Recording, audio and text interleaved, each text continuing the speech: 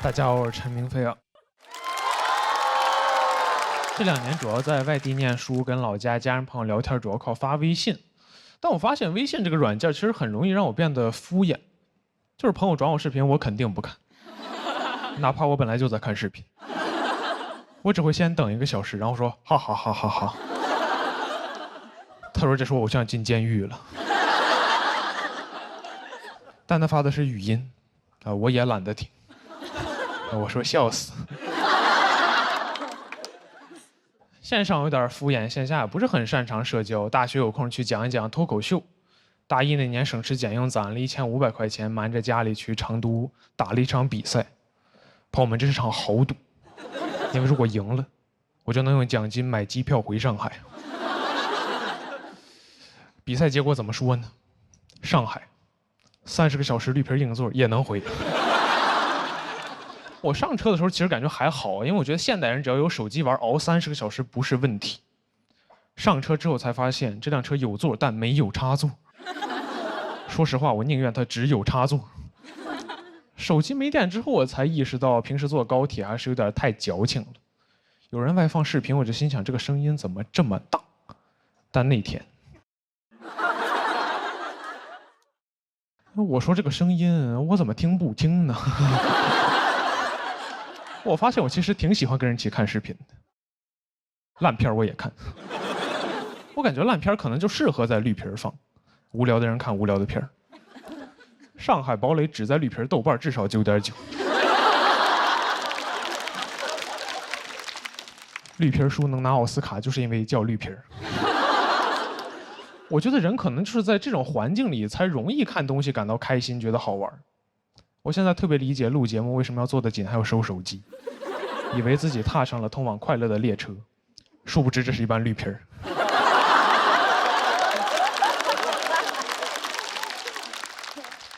但手机陆续都会没电，车厢里会进入真正的无聊。我发现人在真正无聊的时候，平时你觉得奇怪、不合时宜的人和对话也会显得很有趣，甚至有点期待。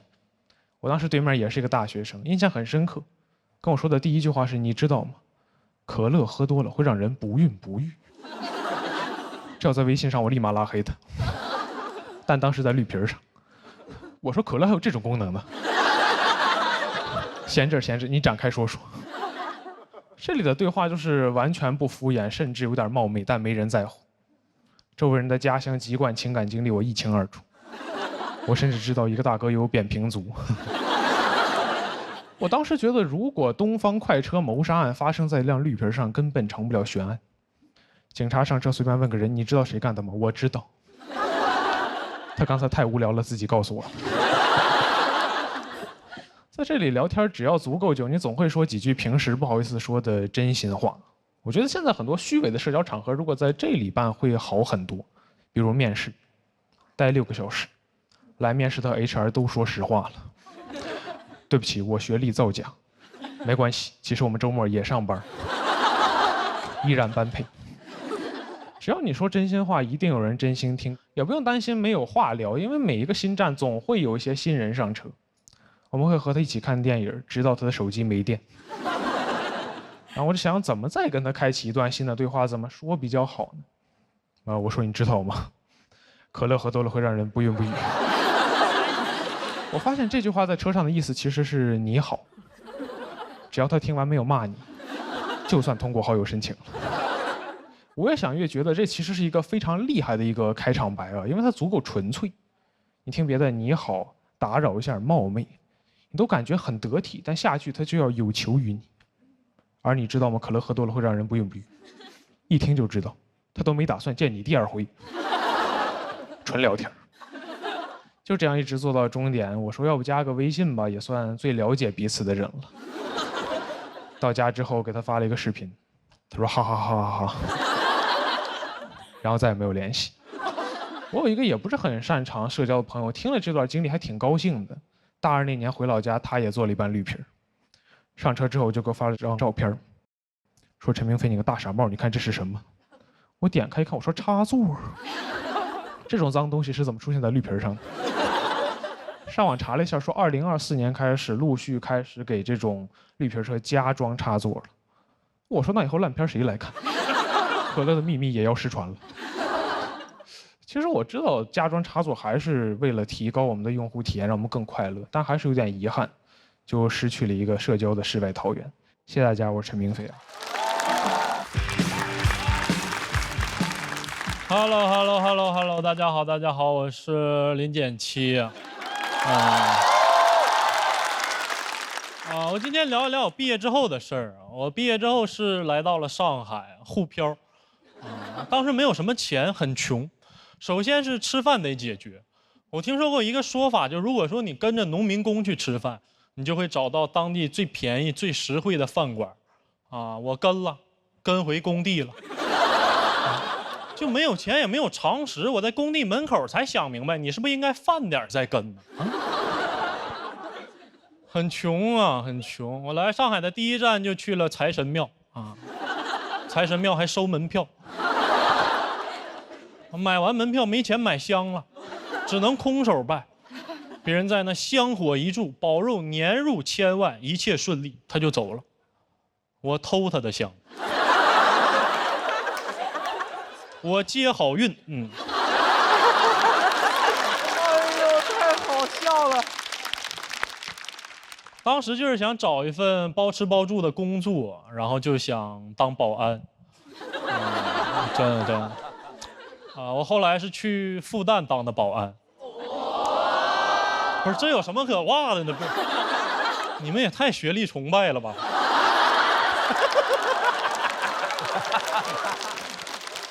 其实我也一样。我为什么去复旦当保安？原因很简单，就是我想在以后朋友聚会沉默时，我突然说一句自由而无用。他说什么玩意儿？我说没事，我们学校校训。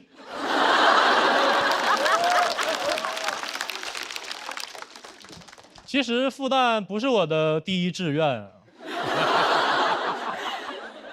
我本来想去迪士尼当保安，当保安王子。把在逃公主全接回来，被迪士尼拒绝了。他们说我没有保安证，我说我会唱 Let It Go 也不行吗？他说。面试就非常痛快啊，复旦面试就非常痛快。面试官只问了我一个问题，他说你坐过牢吗？他问的有点太笃定了，以至于我不知道坐牢他是加分项还是减分项。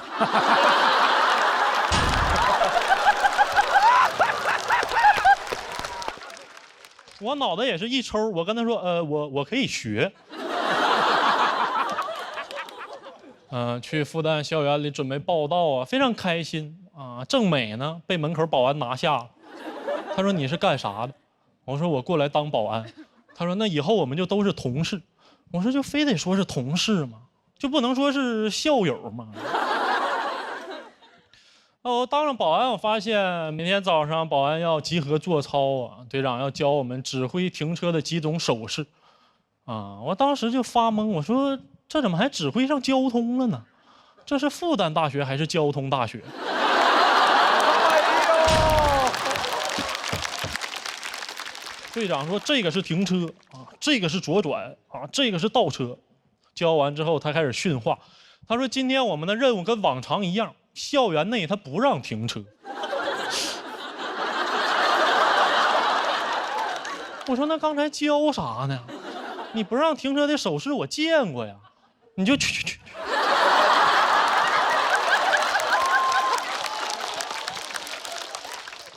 我被分配到了巡逻岗我不知道得去哪儿，我就问队长，我说我们应该去哪儿巡逻？队长说你看哪没有保安你就去哪儿，网吧没有。但里面都是当保安的种子选手。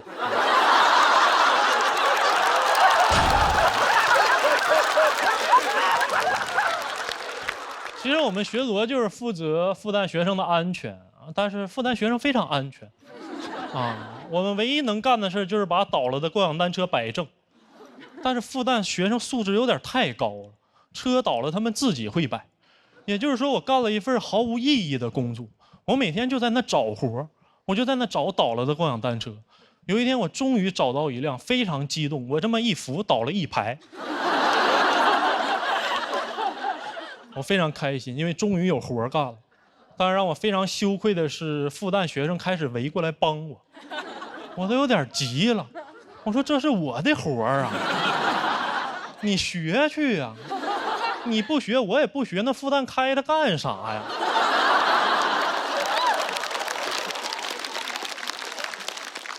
学生真的太善良了。我记得有一次我站岗，跑过来一个男生，他说校外有一个大爷晕倒了，让我赶紧处理一下。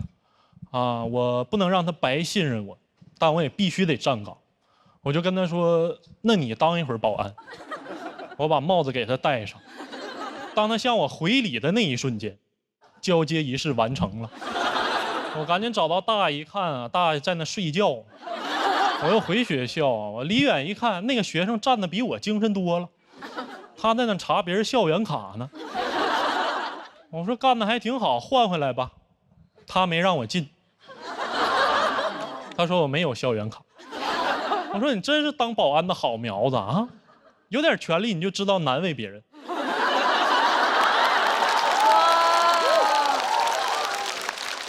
他说就是跟我开个小玩笑啊，觉得当保安挺有意思的。那一刻我情绪非常复杂，就是他能随时替我当保安，我不能替他念书，我会的就那些玩意儿，对吧？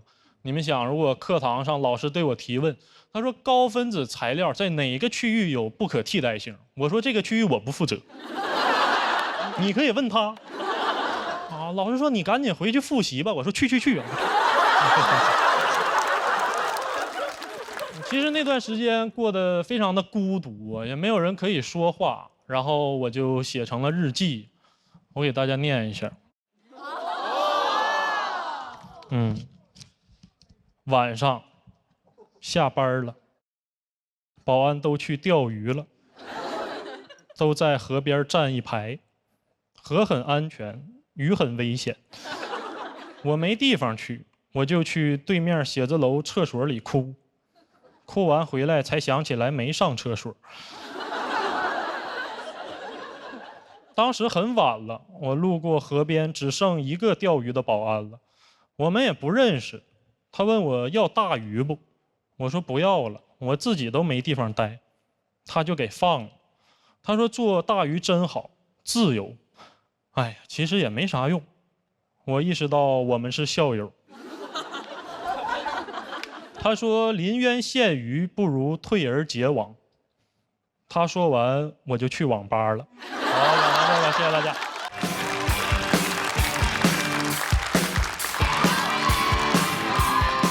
大家好，我是唐湘玉。今年确实是有进步了啊，有成长了，居然让我来压轴了。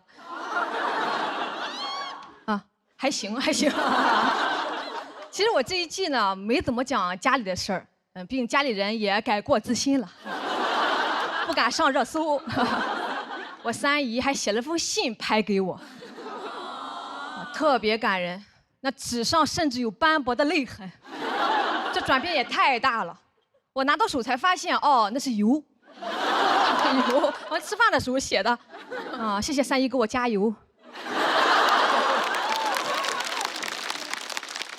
人是改变了，但家里条件没怎么改善，就有亲戚问我了：“你也有出息了，咋不帮衬家里呀？你没结婚没孩子的，钱都花到哪儿了？”我说：“花到女人身上了。”什么女人？我这个自私的坏女人。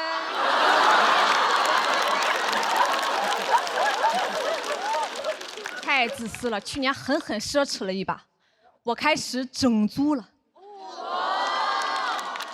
我相中了一个3层老洋房的阁楼，也不便宜的哈，比祥子那个好多了。我有阳台，但去了之后才知道，那个房东阿姨住在楼下，要求特别多，问了我学历、年龄、工作，又问我几个人住。我说我单身，一个人住。她说那可不一定，谈了朋友，谁知道会带什么人回来住？我说那不会，一个阁楼有什么脸带人回来住？我带个1.8米的，头都没法抬，一抬头顶梁柱。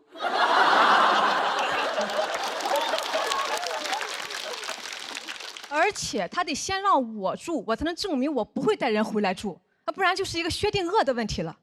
但我不敢再犟了，我怕他以为薛定谔也要过来住。我特别想说，阿姨，我真不喜欢和别人住，如果有可能，我都希望你也别在这里住。他说，哎，就是怕租给了不三不四的。我哪里不三不四的？我人五人六的。我都没说我做脱口秀的，那不得把他吓死呀！反正就是各种挑你，什么一个外地小姑娘不稳定，咱也不知道要多稳定。我在这阁楼里住一辈子吗？就不出阁了吗？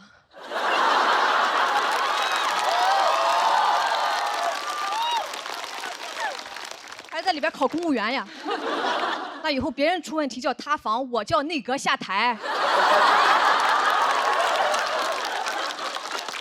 最后我放弃了，我没有租，因为我发现他没有老伴儿，我怕他带老头回来住。回来路上啊，虽然还是特别的生气，但同时心里又很羡慕这个阿姨。那人家自己的家自己做主，就是硬气啊，就是没素质。我从小其实就很渴望这样能当家做主。我们家逢年过节祭祖的时候，有一个最高仪式感，打纸钱，就是用一张100块钱的现金在火纸上这么印几下，意思是这个纸就是钱了，再烧给祖宗。这个一直都是我爸来印的，因为我爸是一家之主嘛。但有一次我爸没在家，我妈就急坏了，那咋办呢？祖宗还等着还花呗呢。别失信了。我说那就我来印嘛，坚决不行。他说你爸印的才算数，这叫什么话？我印的就是假币吗？什么叫我爸印的才算数？银行印的才算数啊！最后实在是没办法，哎，让我弟来印的。我弟当时才6岁啊，承受了那个年纪不该承受的压力。20以内加减法还没学会，一晚上印了100多万。但其实我也参与了，我拿了一张5毛的，偷偷印点零钱，我怕祖宗花的时候抛不开。这么多年了，就没有一个孙子想到啊。那时候我就知道了，我弟也是一家之主，我特别羡慕，我也想有这个能力，我就开始锻炼自己，越不让干啥我越干啥，不让我上香，我就在房间里自己点，反正这房子也不是我的。不让我上坟，我就给别人家的坟磕头。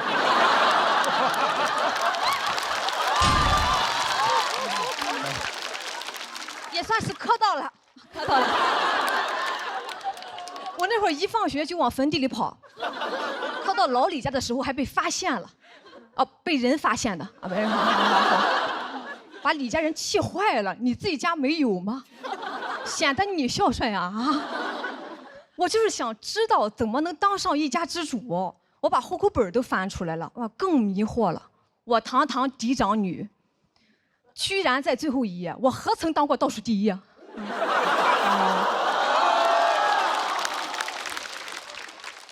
我爸解释了说，哎，你以后要嫁人嘛，户口会迁出去，放最后一页方便。我直接抽出来了，我自己拿着更方便。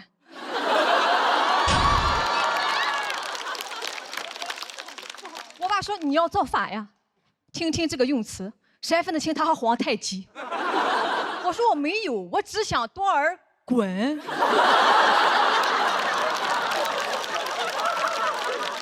我后来真去问了哈，我能不能当户主啊？说可以，但这房子得是你的，这不巧了吗？他就不可能是我的。旁边有个大哥就建议我了，那你可以让父母过户给你呀。真是个好建议，我咋没想到呢？我不禁开始思考一个问题：先有鸡还是先有蛋？他们要是给我过户，我还用开户；长公主要是能登基，还用夺嫡呀。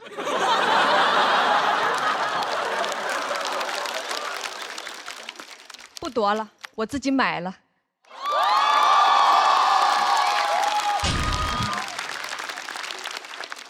对，现在站在大家面前的不光是一位美女，也将是全村第一位女一家之主。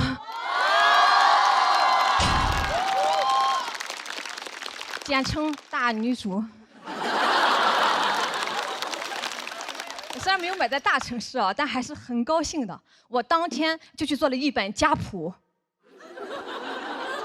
以后从我这里单开，我给我自己当太奶，重生之太奶竟是我自己。没有后代也不要紧，反正我早早的学会了印纸钱，也提前磕了很多头，打好关系了。别的不敢说，老李家肯定管我。好，大家谢谢，谢谢。大家好，我是石岩。我们家有一个小孩儿现在孩子长得太快了，现在比我高，我都有点不太适应。真的，我从来都没想过，就是对于比我高的人，我还有抚养的义务。反正现在他管我叫妈，我想管他叫爸。我老公既是孩子他爸，也是我爷，也是他自己的孙子。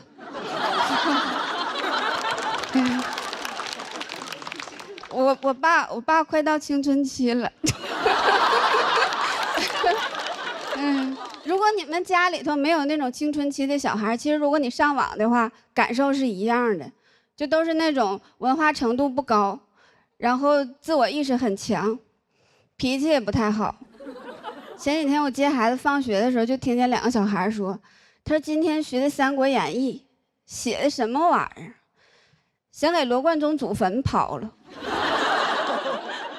我就说文艺圈不好混吧，死多少年了，还有差评呢。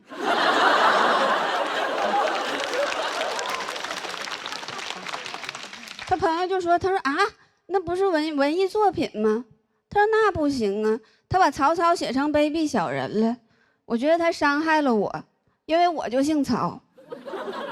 那孩子就说，他说那曹雪芹还姓曹呢。他说曹雪芹哪一班？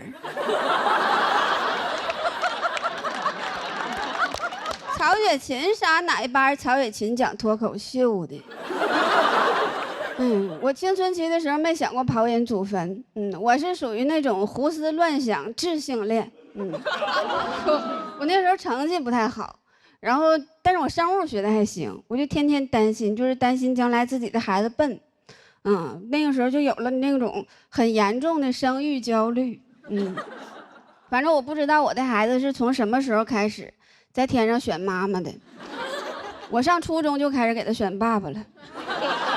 我那个时候我不看帅哥我也不学习，我天天在教室里头研究学校成绩那个大榜。怎么说呢，反正这么多年过去了，现在还是喜欢榜一大哥。但是第一次做父母嘛，确实是踩过很多坑。之前给孩子买过那种学习机，拿到手之后就感觉自己降智了，感觉自己说话像个傻子似的。我说孩子，你看妈妈新给你买个学习机，玩不了游戏，多有意思。你学习吧，他说是学习机，其实就是那种没有游戏的平板。就放在那块儿就是落灰，就天天就是落灰。我说这是学习机吗？这不灰机吗？哎 ，Windows 不联网都能有个扫雷，他没有。好不容易找着一个游戏背单词儿的，说一个单词儿，那个小怪兽就没了。你再说个词组，大怪兽没了。但是你想干掉那个大 boss。你得说一句流利的英语，你就感觉说的不是英语，是咒语。这游戏玩通关之后，孩子就跟老佛爷似的，满脑子就一个想法：我要洋人死。这家长现在就是很脆弱，我就感觉很容易就被一些东西击碎。前2天我在那个书店，在畅销书里看见一本书。叫手把手教你上大专。我有点崩溃了，当时我说什么玩意儿，上大专还用看书啊？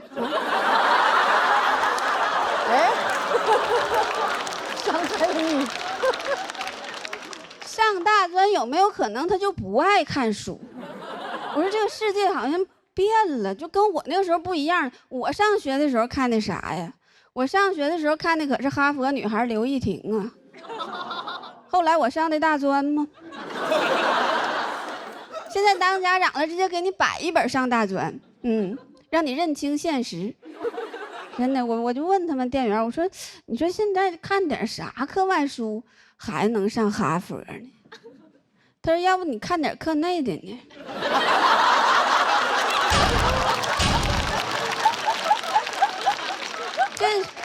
就是现在书看不明白，现在孩子书包我也看不明白。现在小孩的书包叫大容量减负书包，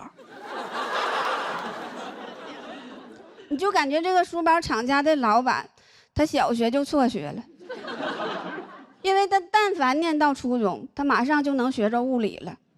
那玩意儿体积越大，质量越大嘛。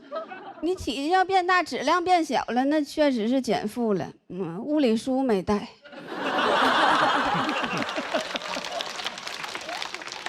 我就问他们客服，我说你这个大容量减负又是什么原理呀？他说我们吧是在这个书包里头加了一块板子，减少书包呢跟孩子这个颈椎的碰撞，让孩子感觉到减负了。我说那没毛病，你这书包容量不大，你都放不下这块板子。啥叫大容量能感觉到减负了呀？话还能这么说呢？那以后话都能随便说了。我感觉这抽烟还能润肺呢。我感觉喝酒可以保肝，随便说呗。我感觉赌博可以发财。别随便说了，我感觉录这个节目可以交到真心的朋友。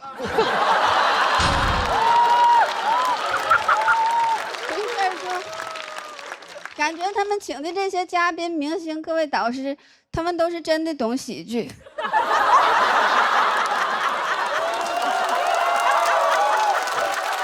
随便说，我说的是上一季淘汰的嘉宾。哎呀，感觉现在自己有点喝多了呢。随便说了，感觉相声还是有未来的。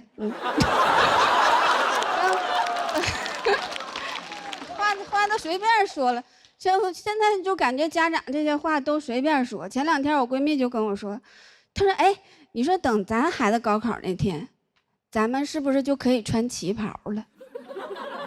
我说又开始随便说了哈。我说孩子高考为啥妈妈要穿旗袍啊？腿上写答案了。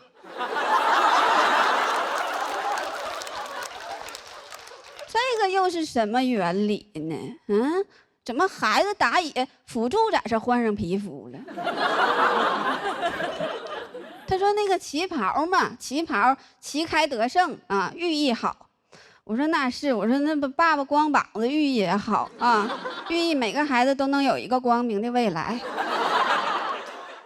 所以我有的时候就觉着《花样年华》里边张曼玉跟梁朝伟他们就是没有孩子，他们要是有孩子的话，根本就浪漫不起来。张曼玉天天穿个旗袍，叼个小烟儿，就是等孩子放学呢。梁朝伟说，如果还有最后一张船票的话，张曼玉说别闹了。孩子今天高考。我今天所有的话都是瞎说的，对不起。但是我现在还有一句正经话要说，其实可以不用把旗开得胜的重任放在妈妈身上，因为孩子有孩子的人生课题，妈妈有妈妈的花样年华，不然的话我们都是一样的年华。讲完了，谢谢。大家好，我是门枪，大家好。哎，有点后悔来这个节目，有点后悔，因为我感觉就是被节目组忽悠了，你知道吧？当时导演找到我，他说：“哎，门枪，你来，这个比赛在上海录，你是上海人，你有优势，你主场作战。我到这里来了，一看，就我一个上海人。哎，这哪里是主场作战？这最多就只能是主场做客。”我还问导演说：“我说导演，我用沪语讲段子来塞不啦？”导演说：“啥意思？”我觉得没有人数优势倒也算了，至少有个地理优势吧。这个节目在杨浦区录，我家住在奉贤区。你们知道杨浦离奉贤有多远吗？我每天早上从奉贤打车北上，要2个小时。我出门碰到邻居，我说我去杨浦上个班，他说：“哎呦，去上海出差了咯。”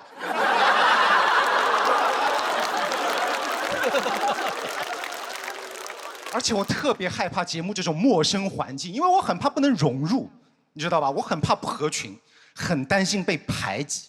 大家知道的，上海人在上海就最怕被排挤。多虑了。来到这里，很多演员都很亲切地问候我，他说：“艾门腔，你辛苦了啊，辛苦你一个上海人要排挤我们这么多人啊。”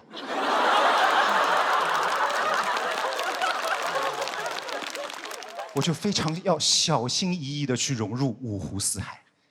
我观察了一下，东北演员特别多，于是我用出我的毕生所学的东北话去搭讪他们。我主动给他们推荐我们上海的本土的传统美食——咖啡。我用东北话推荐，我说：“哥们儿，这咖啡老好了，哐哐炫啊炫！啥喝了睡不着了啊？你就是没喝到位，再整点，再整点，透一透。”我现在在这个节目有个昵称“咖啡蒙子”，我知道这把稳了。有昵称说明表示亲切，融入成功，手拿把掐。不单录节目，我感觉我这一辈子一生都是在为了合群而如履薄冰。我当时刚毕业实习，去外企实习，我也很难融入，因为我发现同事们都会讲一些我很难理解的散装英文。我实习第一天就听到2个同事在茶水间聊八卦，我给你们学一下。Well， 侬晓得不啦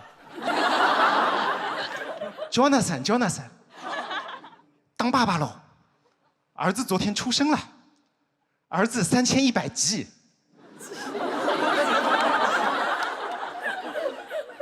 3100G， 他儿子是个移动硬盘吗？后来我才反应过来，哦，3100克。哦，你们初中物理也不是很好呢。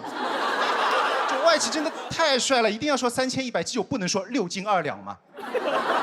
我还想，如果万一以后我上班遇到一种紧急情况，就肚子疼想方便啊，万一卫生间正好没有空位，我是不是也要用外企的方式去求助啊？我是不是要这样求助？Dear， 我这里有一些 situation， 你的 project 能不能 ASAP？ 求求你给我点 feedback， 我真的要到我的 deadline 了。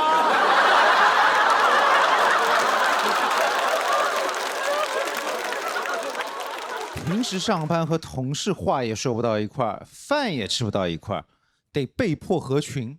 到了周末我就不一样了，可以自由拼。肯德基周末疯狂拼 Crazy Weekend 拼，29.9选3个老北京鸡肉卷配1个甜品蛋挞，这么多，而且跟外企的说话方式一样，都是中外双拼。上班在 office 拼累了，周末就来 KFC 拼。合群这件事情真的对我来说太 important， 因为我从小家教就很重视合群这一块嘛。我是一个上海人，但是大家知道上海人也会分很多种，有很多种分法的。我是所有上海人中最正宗的一种，我有一半苏北血统。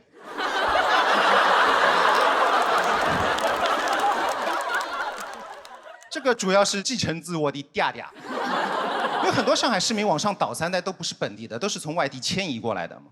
现在讲到苏北，大家会挺开心的，感觉很开心。但以前不是的，以前我爸爸常因为他是苏北人而自卑，所以他一直关着我。他说：“门枪，你去读书，千万不要让同学知道你是苏北人，要合群，知道吧？千万不要让同学知道你是苏北人。”我说：“我知道了。”然后上课的时候，真的有同学问我，他说：“门枪，你是哪里人啊？”我说：“巴斯苏波冷啊。”露馅了，我爸就很不开心，但是我知道现在长大，我就知道任何地方人都很好，上海人很好，苏北人很好。我现在而且特别喜欢苏北口音，我觉得苏北口音有一个很大的优点，就苏北口音很有松弛感。我是怎么发现的啊？我女朋友小程，100%苏北血统。他在家里护肤的时候，他会这样跟我讲，他说：“门枪，你去帮我拿一下那个雅诗兰黛小棕瓶。”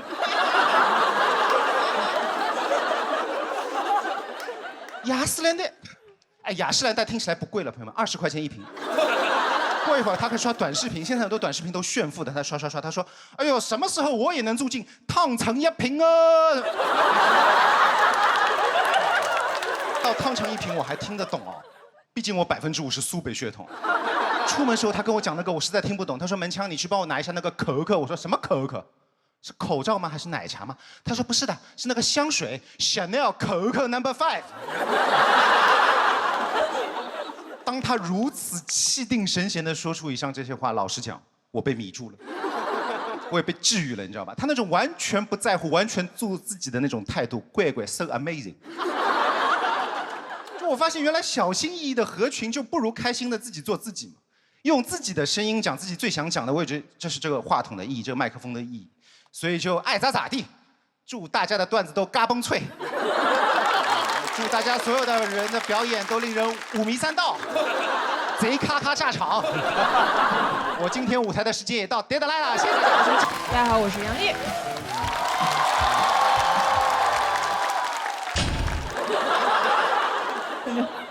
确实有点上年纪了，你知道，比不动了。而且刚刚国仔也说，这是我们就是作为这个身份最后一次在这个节目中表演脱口秀了。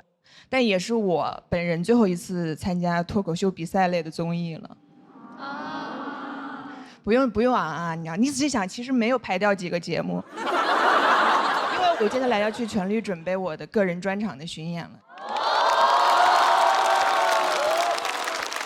真的承诺大家好几年了，今天终于要兑现了，对吧？我下定决心回到剧场的原因也很简单，就是我想收大家点钱。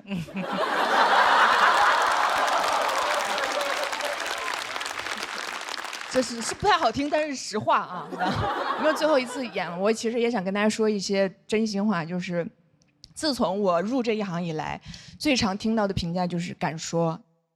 每一次就会有人就来跟我说：“你怎么这么厉害，这么敢说？”我真的很无奈，因为我知道我不是敢说，我只是不知道这些东西不能说。很多人说自己的成功靠幸运，反正我是真这么觉得的。就是等我后面知道这些东西不能说的时候，已经来不及了。因为哪怕我有的时候想说点好话，我有的时候想说，其实有些男的某些方面也挺好的，所有观众都会说哈哈哈哈，反讽。你知道，敢说是大家对我最大的误会。我原来不承认，只是因为那样显得比较酷一点。其实我一点都不敢说，我可怂了。没有那种吗？我从小就特别不能理解别人说的一句话，就是不要在背后说别人坏话。我想说啊，那要当面说吗？不敢。我同学说，那你要是考虑一下就不说别人坏话呢？我说啊，我做不到。这就是我的问题，就是我不光怂，我还特别睿智。我唯一敢说别人坏话的只有2个地方，一个是背后，一个是台上。我也不知道为什么，就是这个舞台对我来说就像有种魔力一样，就是我一上来我就觉得好安全，我什么都可以说，没关系，我甚至可以信口雌黄，就像被谁附了体一样，可能是罗永浩吧。就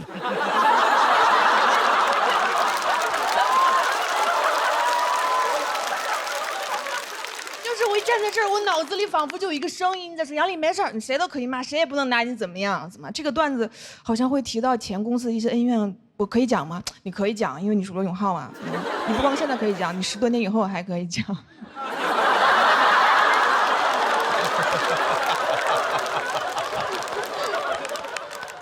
但我很喜欢这种生活，然后就导致我在台上的形象就确实显得比较有攻击性。然后有很多认识我的朋友就给我出主意，说你杨丽这样对你不好，你应该想办法多多展示你生活中的样子，你知道？我就开始了上各种综艺，所以别的艺人都是。就开始说那种希望大家多多关注我的作品，离我的生活远一点。只有我每天在那儿，希望大家离我的作品远一点。但怎么办？后来我就给自己想了一个办法，我给自己定了一个原则，就是我就说我这样，我以后除了上台上讲段子以外，我就不在任何场合吐槽别人，我只夸别人，对吧？比如说我要是看到一个什么剧啊电影好看，我就上网夸他，对吧？这样总不会出问题了吧？直到我有一年过年看了一个我觉得特别好看的电影，叫《满江红》，我觉得很好看，我就分享了一下，大年初一就上热搜了。有些朋友很不开心，就觉得我为什么要夸一个这么不尊重女性的电影？头像点进去以后，发现大部分都是女生。我当时就看着想说 ，OK， 其实往好了想，是不是说明被我分裂的2个群体，其中有一部分已经被我亲自弥合了？最起码他对在我这个人的看法上，他们已经不再对立。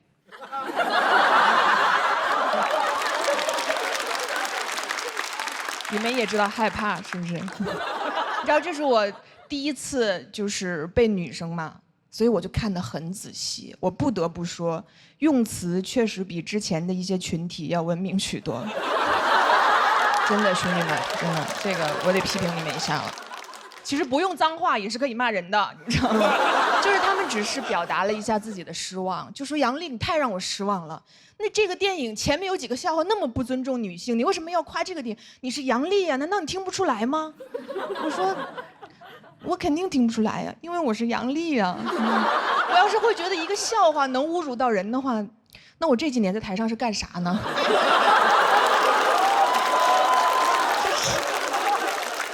这个人是不是有点太次了？就是我的标准不光不正确，我还不统一，是吧？那我这个素质，我还上什么节目？我就上网就可以了。但我其实都能理解。我觉得每一个人来表达自己情绪的时候，前提是他首先受到了伤害。就我也很矛盾，然后我就觉得可能是因为我这个性格，就是已经不适合在这个时候做一个脱口秀演员了。我现在敏感度太低了。我太大大咧咧了，我不适合做脱口秀演员。其实我最适合的是脱口秀观众，对吧？就是我听什么都不会生气。所以各位演员，你知道，不管你们什么段子，网上别人怎么说，以后放心给姐讲嘛。你们的段子我来守护，我保证不会审判你们任何人。当然有一天如果要让考上法官了，我就不能保证了。其实我很长一段时间，我心里觉得我根本不在意这个事儿。我直到我在这个节目开始做总编剧以后，会有女演员来问我说：“丽姐，你觉得我这个段子要讲吗？”我发现我说不出口，我不知道该怎么跟她说，因为我没有办法放松地判断这件事儿，我心里满满的都是担心。就是我让他们讲吧，我担心他日后的处境；我不让他们讲吧，我担心他们演出的效果。你懂吗？你知道，就是总有人来跟我说，哎呀，你没事，杨笠，你以后就讲点别的呗。我每次都想说，行，你别再说了，因为我就不会讲别的。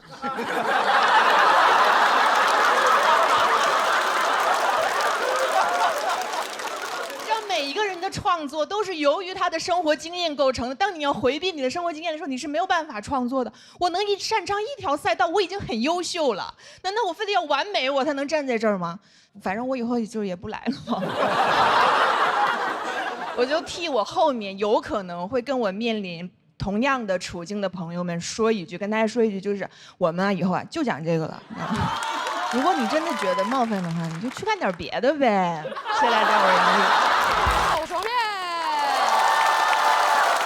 大家好，我是一个女演员啊，看得出来哈。上节目了，现在百度上都能搜到我了。昨天我妈给我发了个截图，上面写着王悦，喜剧之王，单口季选手，性别男。别人上节目是痛失艺名，我痛失性别。我上初中的时候就已经长得有这么壮了，所以在学校里面老是被别人当成男孩用。有的时候开学嘛会换教室，把我分配去抬桌子凳子，我一口气抬了40多张啊，把我累的都有点微微出汗了都。我一转头，我看3个男孩去领新书，抬着同一摞书，还要在那儿1、2、7，我们整层楼的女生都疯了，全部站在那个走廊里面，快看呐，快看，他们好帅啊，他们抬得好稳啊！我都心想，我说怎么这么轻易就能得到这么多的称赞？当男的好好啊！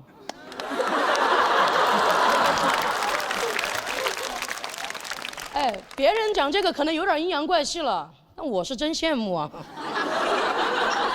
我确实我很喜欢我自己，没有觉得有什么不好的。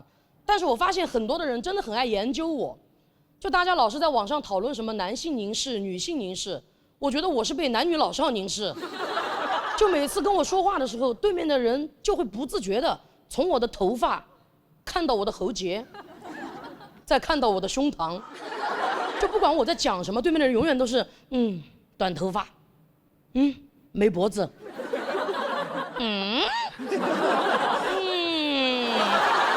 而且我每次还要站在那儿等他们研究完我才能走，你知道吗？就很尴尬。但我觉得这个世界上啊，最见过世面的就是卖卫生巾柜台那儿的那个阿姨。哦，我也是会来例假的哈。但我每次往那儿一站，她看都不看我，直接过来问我平时量大吗？我说阿姨，你要不要看看我？你没有什么别的疑问吗？她说有，平时量大吗？我觉得在这么一个需要凝视的地方，这个阿姨居然选择了无视我，而我觉得好有安全感啊！我真的很想一直就待在那个柜台里面，但我想了一下，还是要鼓起勇气往外面走一走。我不可能这辈子只买卫生巾吧，我量也没那么大。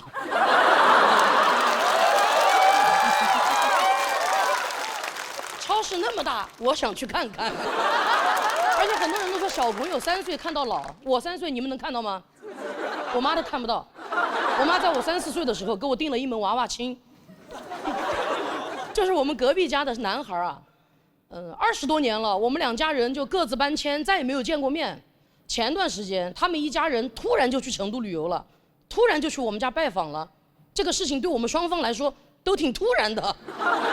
我是最后一个知道这个事情的。我下班回去的路上接到我妈急匆匆的电话，她说你下班了吗？赶紧出去躲一躲，千万别回来。我说怎么了怎么了？她说大3天一家人来了。哦，就是男主，他比我早出生3天啊。我们邻居都管他叫大3天，管我叫小3天。这就是最早的情侣 ID。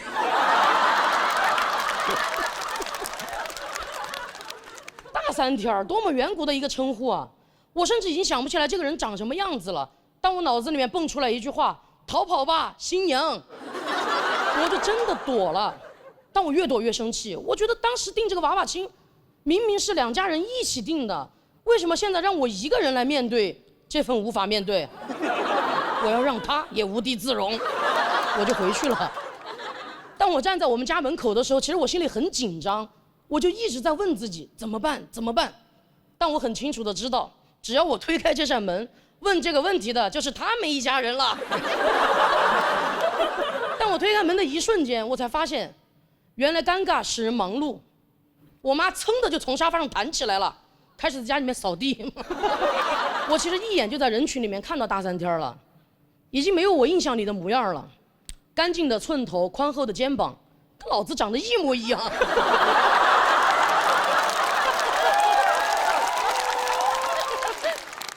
怎么还长出夫妻相了呢？是吧？哦，不是刘仁成啊，不是刘仁成啊。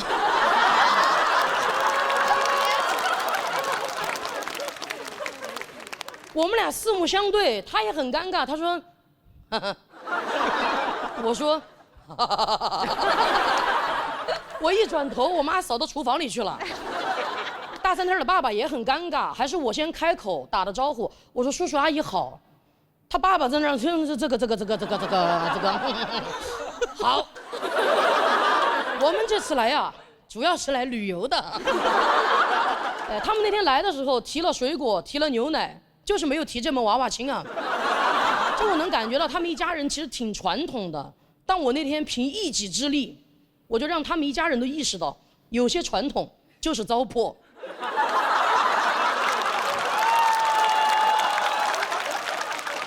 但话说回来，他们一家人走了过后，其实我心里还是有点难受的，我就去问我妈妈，我说你为什么下意识的就会让我躲起来？我是什么见不得人的东西吗？是？你在家里面扫的都有静电了。我们俩头发在那儿立着，但我妈给我的回答其实挺戳我的。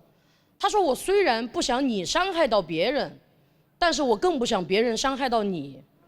哦，那一下我就觉得，原来卖卫生巾的阿姨她通过看不见来尊重我，我妈妈通过躲起来来保护我，但是我更喜欢站在舞台上让大家看见我。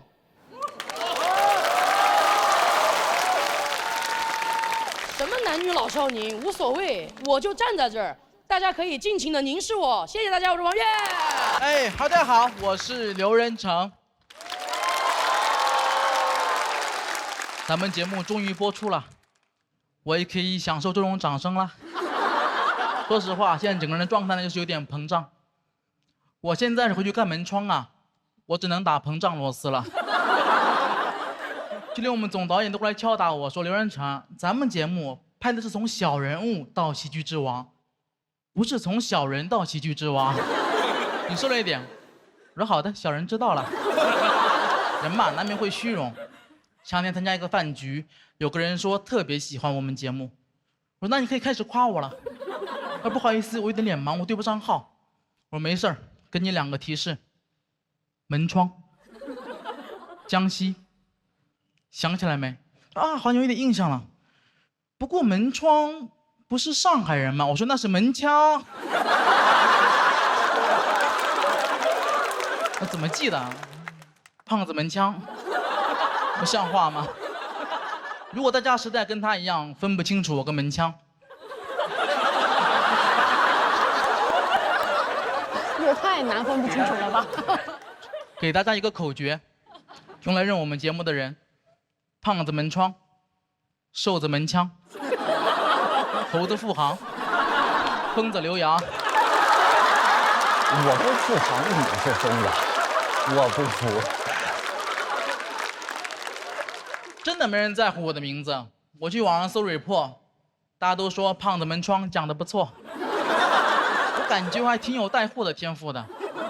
就我们圈内上一个这么有影响力的产品，还是锤子手机。而且您不得不说，胖子门窗跟锤子手机风格非常统一，互换一下都没问题。锤子门窗，胖子手机。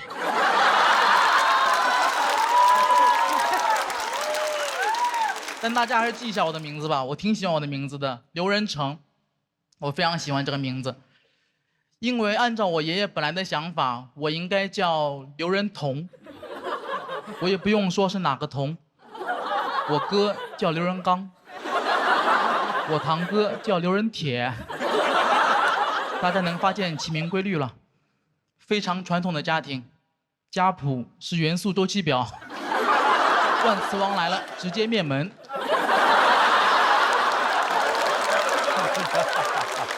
我这辈啊，我有7、8个哥哥，是轮到我的时候，表上的字儿已经不多了，不叫刘仁彤，就得有放射性了。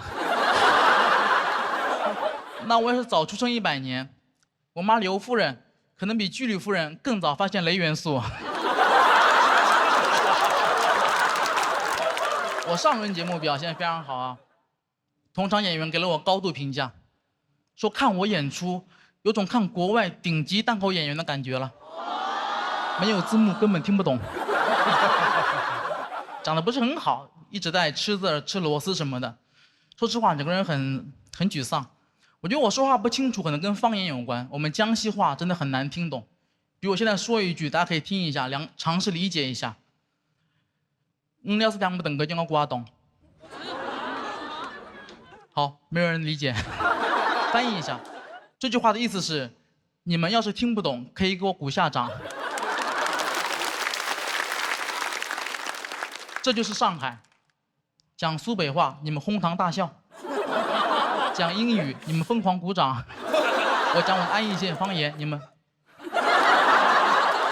也可以理解，毕竟比起安义县，旧金山离上海更近一点。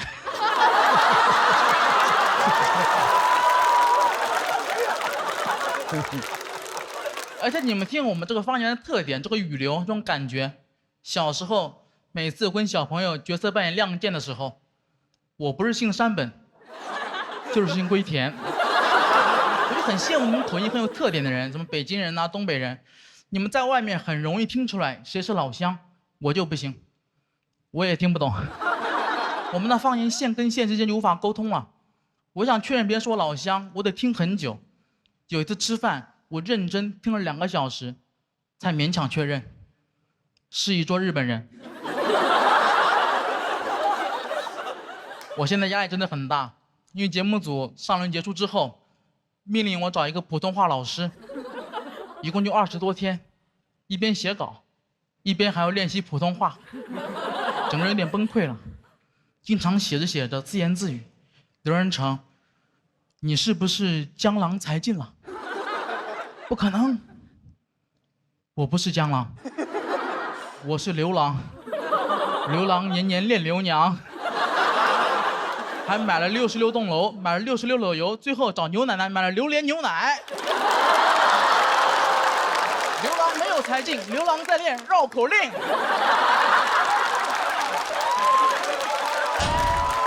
老师还让我去看那个电影，叫《国王的演讲》。你们看过那部电影吗？看过。讲的是一个国王通过不断努力克服自己口吃的故事。我越看越生气。那么这个国王也太窝囊了。你都是国王了，你怎么还要努力呢？你用你手里的权力呀，你制定规则呀。我要是能当国王，我第一步我就取消前后鼻音。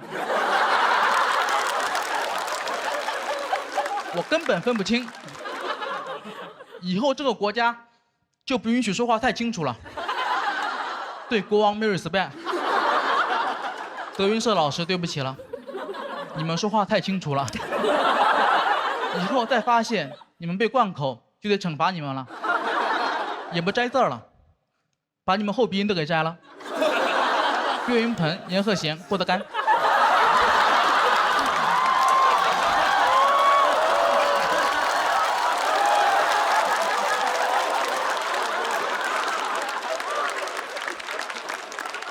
很难有比这个更好笑的段子了。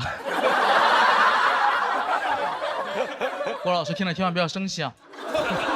你回去帮我跟郭老师解释一下，我相信他一定会原谅我的，因为他善。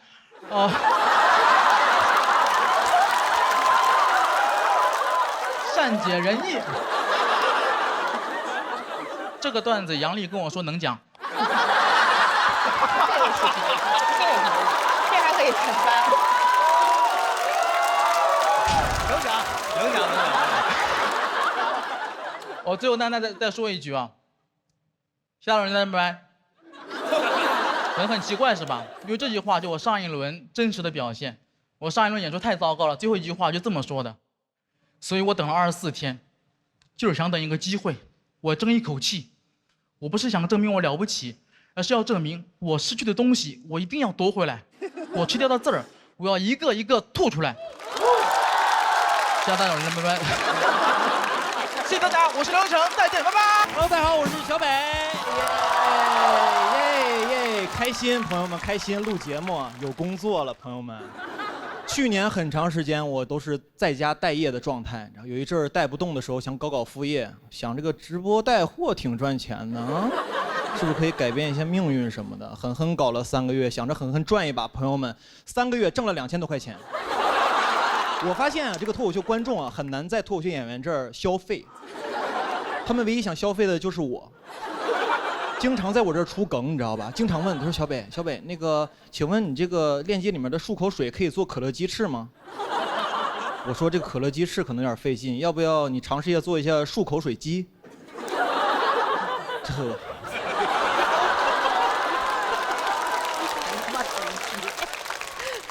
很多人还有人问我，他说：“小北，你为什么不卖点美妆产品？之前不是做过美妆博主吗？”我说我是做过，后来不是转行了吗？有点忘了，以前那个腮红画在脸颊，后来不是画在鼻头了吗？以前是小美，现在是小丑。为什么不赚钱还直播呢？是因为直播有个隐性福利，就是会送一些小样什么的，你知道吗？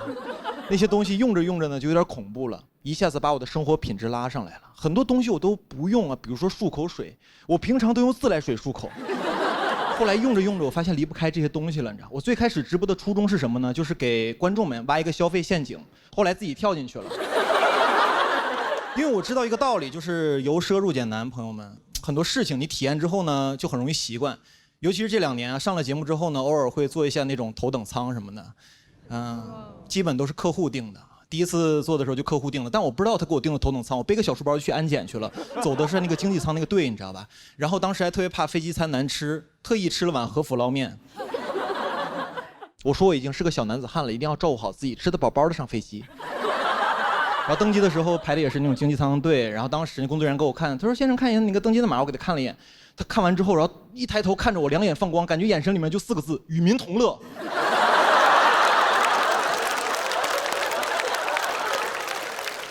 然后我就继续往那个经济舱走，走的时候，然后空姐在门口说：“哎，先生，看一下你的位置。”看了一眼，她说：“哦，先生，你应该往左走。”我说：“左面是货舱吗？”他说您是头等舱。我说我是头等舱。他说对，您是头等。我说我是头等舱，那感觉就是哇，哥们儿你混出头了，你知道吧？然后往左走的时候，说实话，当时还是穷人思维，你知道吗？往头等舱走的时候，我在心里想，我说这客户也太乱花钱了。我说订个经济舱就行了，你可以把钱折给我呀，对吧？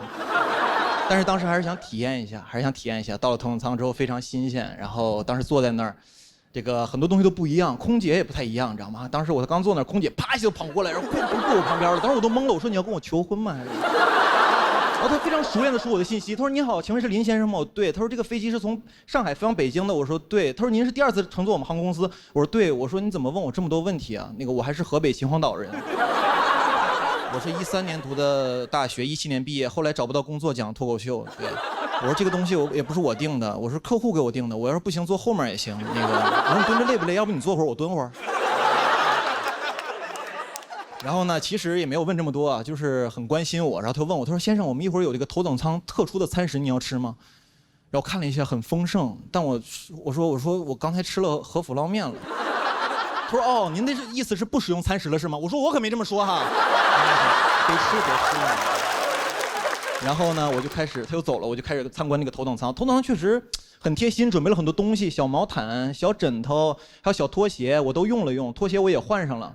虽然那天我穿的就是拖鞋，然后那个椅子特别舒服，还能躺下，我就躺了几分钟。然后空姐马上过来说：“啊，先生，您是要休息一会儿吗？”我说：“啊，对，我想躺一会儿。”他说：“一会儿那用餐时间还要叫醒你吗？”我说：“一定要打扰我，无论如何，必要时可以心肺复苏。”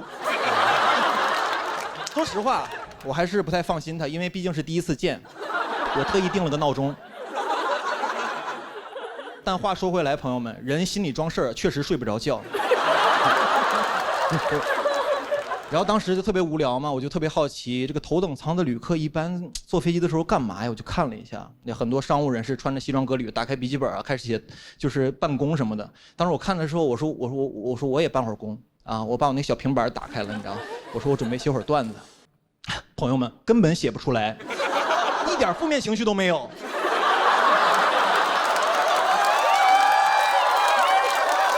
太开心了，甚至想写日记。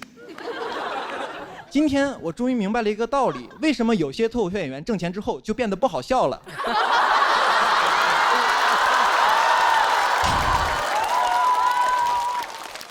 朋友们，头等舱真的很舒服啊，但是我每次做完之后都特别害怕，因为我特别怕自己习惯这种生活。每次做完头等舱，我要跟自己说小北，头等舱这种服务不属于你，经济舱才是你生活的常态。因为我这2年最大的感受，朋友们，就是世事无常。很多事儿体验着，你就没有机会再体验了，你知道吧？那种生活对我来说很不踏实啊！我踏实的还是每次回到我老家河北的时候，然后出火车站打个出租车，一上去你就问师傅，你说师傅，那个天太热，能给我开会儿空调吗？他说空调不要钱呀。我说舒服了，这才是我生活的常态。然后我跟他说，师傅，我去哪个小区？他说怎么走啊？我说我也不太清楚。他说你有导航吗？我说师傅，你为啥不导航啊？他说我手机导航的话，怎么刷短视频呢？当时我坐在副驾，司机不知道方向，只有我知道方向。我觉得我是这个出租车的领航员。朋友们，做什么事儿不重要，知道方向才重要。谢谢大家，我是小北，谢谢。Hello， 大家好，我是77，咱们今天聊聊恋爱吧。我其实以前从来没有谈过恋爱，我母胎单身27年了，但就在今年谈上了。在这里，我首先要为我以前骂过的所有恋爱脑道歉。我也不是什么好东西。哇，爱情真的好容易让人疯狂啊！我以前不知道，我刚开始跟我对象接触的时候，就有一点患得患失嘛，心里就很慌张。网上的情感大师教我，你搞1个你慌张，你搞3个你还有时间慌张吗？我就开始实操。没成功啊，我是搞纯爱的那一种。当时我对象给我发信息说他中午吃了麻辣烫，我想天哪，我也爱吃麻辣烫，真是天生一对呀。然后有个别的男的跟我炫耀说他去吃了帝王蟹，我说帝王蟹，能放麻辣烫里吗？我给他回，我说你别没话找话。转头呢，开始绞尽脑汁跟我对象找话题。我说我今天听说有个男的去吃了帝王蟹。我对象给我回，你别没话找话。我想天哪，他跟我回的一样，真是天生一对呀。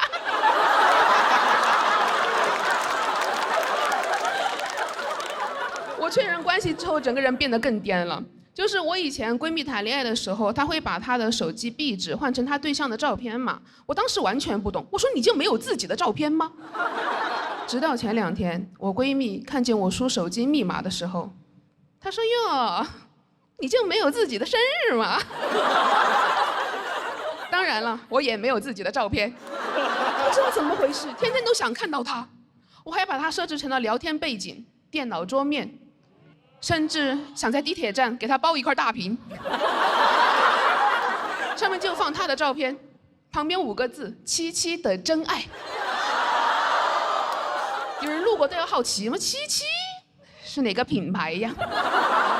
怎么找个素人代言呢？这个我都觉得还不够我看的。我想把他的照片铺满全世界，我想让宇航员从外太空看地球，只能看到长城和我的爱人。而且我以前什么都不懂，我只觉得我闺蜜很矫情。比如说，她会因为她男朋友没有去机场接她而生气。我当时不理解，我说有什么好接的？她是有车吗？电瓶车不让进机场吧？我闺蜜说你不懂，她不来接就是不够爱。我说你要这么说，网约车司机最爱你了。我说你要理解嘛，每个人毕竟都有他自己的事情嘛。我谈恋爱之后，他能有什么事情？他必须来接我，我不让他来，他也非得来。他必须想马上见到我，一刻都等不了。在出口等我已经不够了，他得直接开着摆渡车来接我。这样都不够显得他着急的，最好是飞机一落地，他就啪贴到那个窗户上，眼睛盯着我跟着飞机滑行。机舱门打开，空姐说：“啊，先生，那个舷梯是不能爬的。”我把空姐一把推开，我说：“没事没事，这是我男朋友了。”太想我了，没办法。而且因为我以前对于爱情的幻想也是全部来源于偶像剧的那种，所以我对我的初吻呢，一直也有一个完美的设想。在一个月明星稀的夜晚，我跟男神并肩走在林荫小道上，找个机会我假装摔倒，他一把把我拉入怀里。注意，这里有个知识点，他拉我的时候，我是一定要转圈的。然后我们2个人四目相对，这个时候背景音乐响起 ，You are my destiny。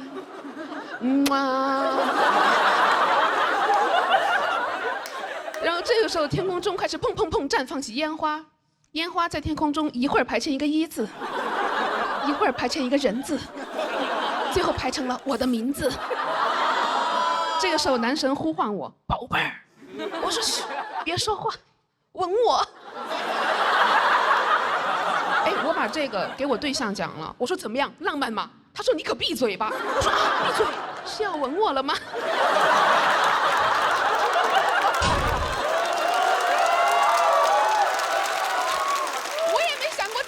之后是这样，我对自己也很失望。你们发现我的理智已经完全消失了。我以前还真的天真的觉得，我对于对方前任的态度会是，这是他的人生经历呀，客观存在，并且塑造了现在的他嘛。直到前2天，我发现我对象没有删他前任的微信。我说，要么你删他，要么我删你。而且可能因为我没有前任吧，我有一点太在意他前任了。我脑子里全是他前任。我说要不你跟我谈，要不你跟他谈，要不我跟他谈。因为我吧也知道自己是个什么东西，我真的很怕朋友骂我是恋爱脑，但我对象的条件吧又太容易让我被骂了。我对象是一个鼓手，这是我对外的说法。他最近报了一个班学架子鼓。他这个情况我完全不知道怎么应对朋友的询问，我说我谈恋爱了，他们都很兴奋，问我，哎，他是做什么工作的？我说他最近没有工作。那他肯定很帅吧？我说那应该是说不上吧。那他是不是性格很好啊？我说要不你直接骂吧。不过你们也放心啊，我没有给他花钱，我还赚钱了。我来之前，他拿着钱求我不要在节目上讲他。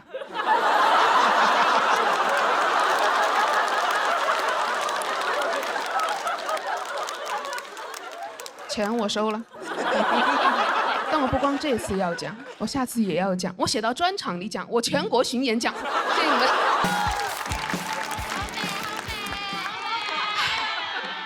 其实我呀，也不是一开始就这么成熟美丽的。大家好，我是西西啊。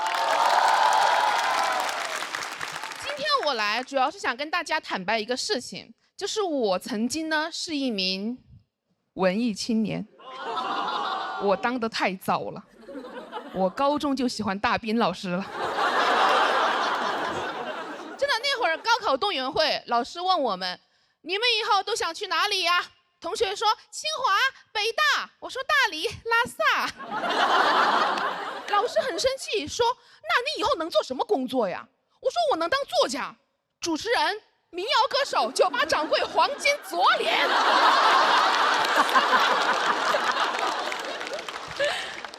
所以我高考结束就马上去了一家青年旅社里面做义工，在浙江一个古镇叫西塘。哎，我在那里生活很荒唐，因为我是那个青旅里面唯一的义工，我以为我去那儿可以净化身心、洗涤灵魂，没有净化身心，只有洗涤灵。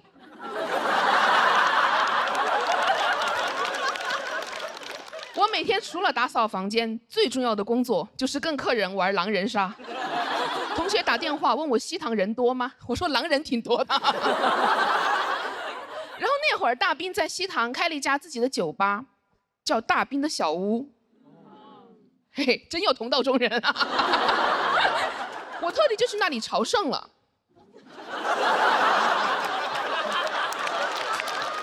哎呀，不要嘲笑我，好吗？好的。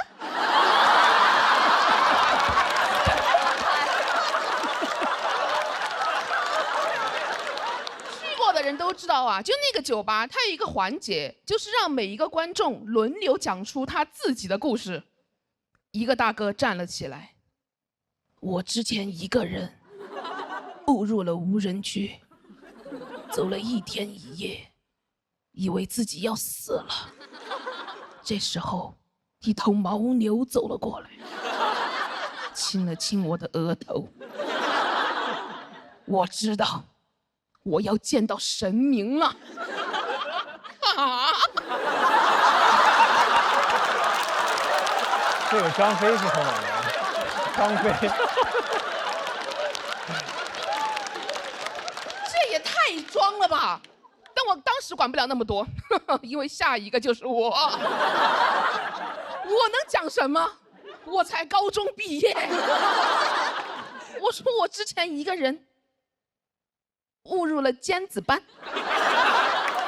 模拟考试之后，我以为自己要死了。这时候，一头班主任走了过来，敲了敲我的额头。我知道，我要见到家长了。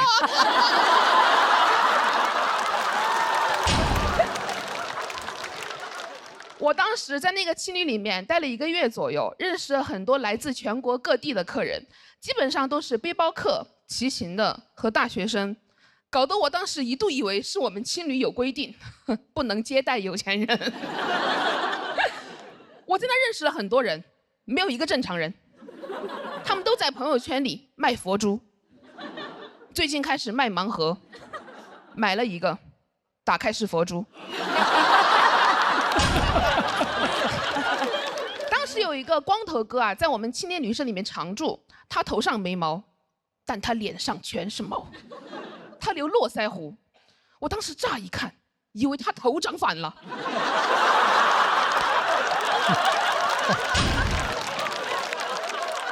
光头哥哥是那种很典型、很老派的文青，他最瞧不起的就是那些被社会时钟裹挟的人。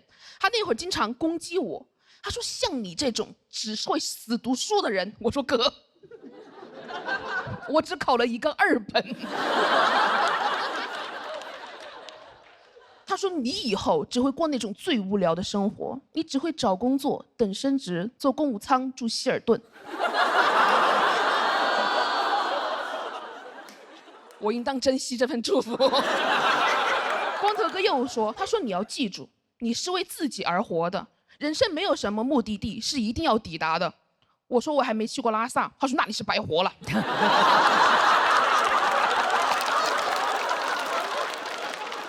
所以我大2那个暑假就决定要进藏。都说青春没有售价，硬座直达拉萨，但我没有坐硬座，我走路去。我是一边走路一边搭车了，还好吧，主要是搭车了。哎呀，走路太累了。我只是喜欢当文青，我又不喜欢运动。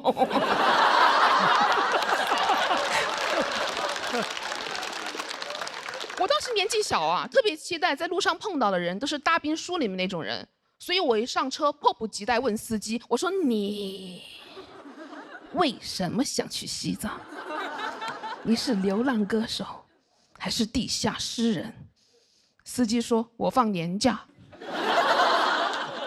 我说：“那你逃离原生家庭？”他说：“没有。”我说：“那你感情受挫？”他说：“没有。”我说：“那你肯定有抑郁症？”他说：“不想做就滚下去。”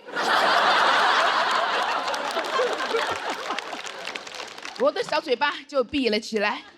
我意识到这个车里啊是禁止文艺的，这不是一辆文艺之车，这是一辆汽车。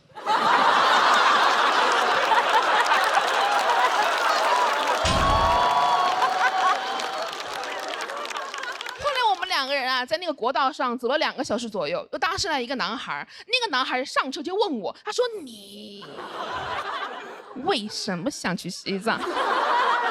我当时真的很紧张，透过那个后视镜看了一眼司机，我说：“啊，我放暑假。”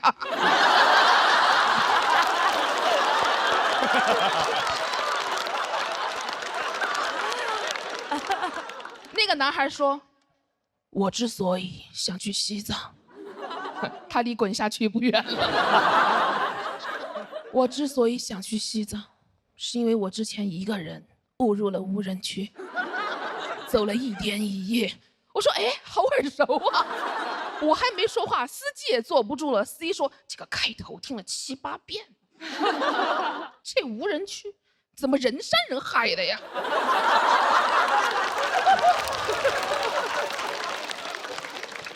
我当时进藏大概进了10天左右，路程很苦，但真的很美，但真的很苦。我现在已经完全过不了那样的生活了，我还是很想再去西藏的，但我要公务舱进藏，我要风光大藏。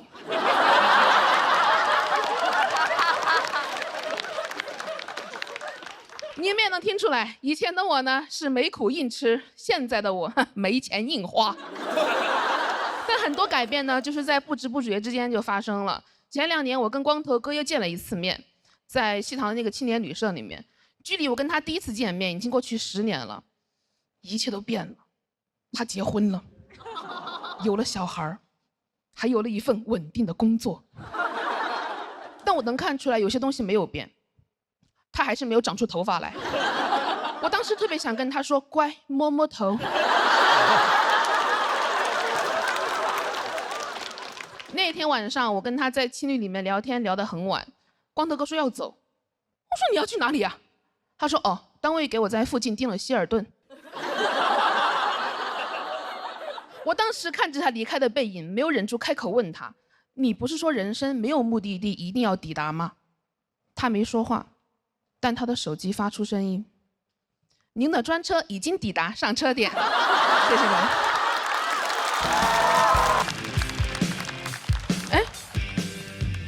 我今天有点太好看了。真的，今天我看我自己，我说哇，人间水蜜桃，都有点不好意思讲我今天的内容了。我本来是想说我很抠门儿，因为虽然你们看不出来啊，但其实我对于时尚跟购物是一窍不通的。就在我心中，购物只有2种模式，一种是这个都给我插下来，另外一种是这个都不是我弄坏的啊。我记得有一年冬天啊，我为了奖励我自己，给自己买了一个200块钱的外套。我高高兴兴出门去，一个朋友指着那个 logo 问我：“你现在是有钱了哈？几千块钱的衣服，你说买就买。”我想完了，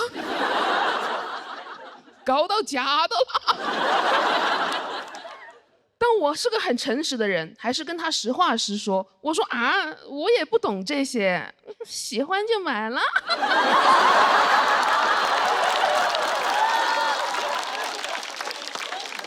最近呀，一个朋友跟我说，你现在呀也是红了，我带你去趟香港，了解时尚，顺便呢勇闯富豪世界。一到香港，我朋友就说，你别把你的通行证弄丢了。放到我的 LV 钱包里吧。我说这就开始闯了。他把他的钱包拿出来，我说这个上面也没有 logo 啊。他把钱包徐翻开 ，LV 在夹层里。我说哦，图穷驴线。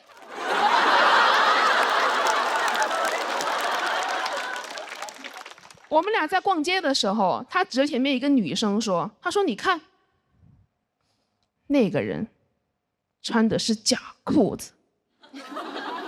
我当时第一反应，我说什么是假裤子？就是他其实没穿。他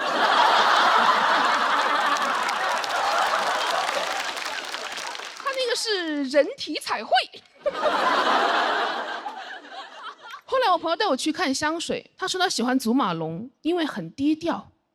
但是别人一闻就知道是祖马龙。到这儿我真的忍不住了，我说这个别人他到底是谁呀？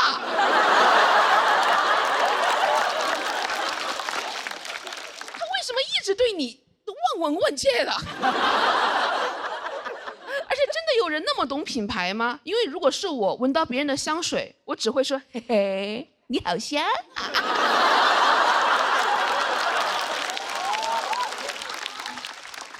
我就跟我朋友说，你是不是有点太被消费主义洗脑了呀？他说，那你回上海的时候，我帮你升舱吧。我说消费主义也好香啊。那个其实是我第一次坐公务舱，我是非常紧张的。我坐那之后呢，想调座椅靠背，摸了半天，也没有摸到开关。你知道，主要是也不敢大摸。不了解公务舱。我怕我摁个啥按钮，给飞机舱门弹开了。那样的话，我的惊呼声会显得很像祈祷啊！门。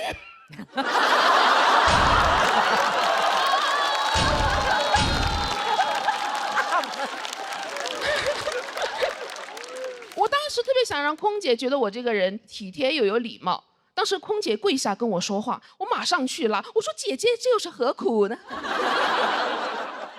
空姐问我橙汁和水您需要什么？我说我都不要，我要你好好休息。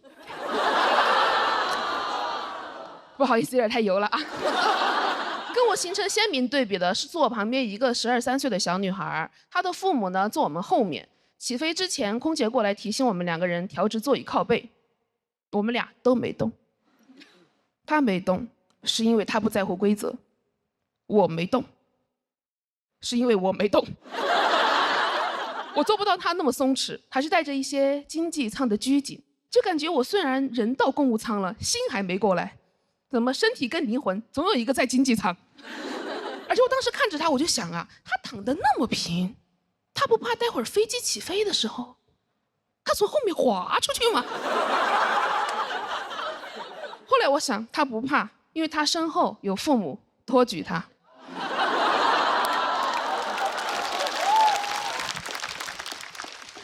而且当时更让我生气的是，他背了一个香奈儿包。我说你12、13岁，你上初中哎，你背香奈儿干嘛呀？你拿它装逼吗？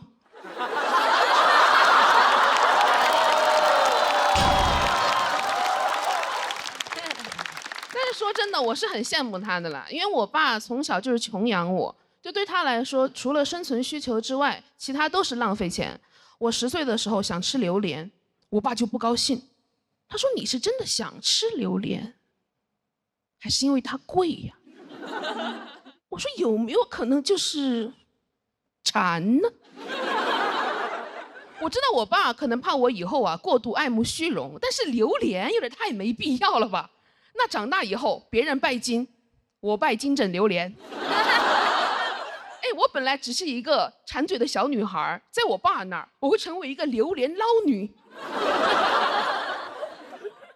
其实我知道，就是当时在飞机上碰到那个女孩的那一天，是我整个人生当中第一次特别的想要一个香奈儿包。但多年的教育，使我决定买个假包。经过我详细的市场调研，我发现那种很真的假包，也要3、4千块钱。我当时问那个店家，我说这真的是假包吗？他说：“哎，包假的。”其实我很清楚，我想要的根本就不是那个香奈儿包，是那种在任何场合下都可以很自在的感觉。但我还是想要一个香奈儿包，里面装满榴莲，这样别人一闻就知道，这才是真正的丑男儿。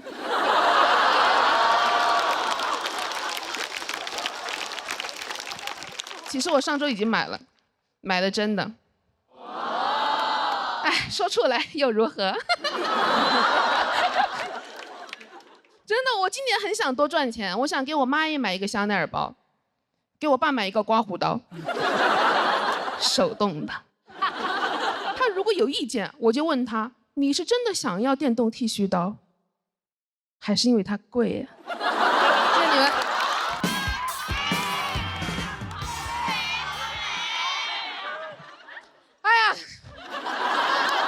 这1年来呀，也是红气养人了。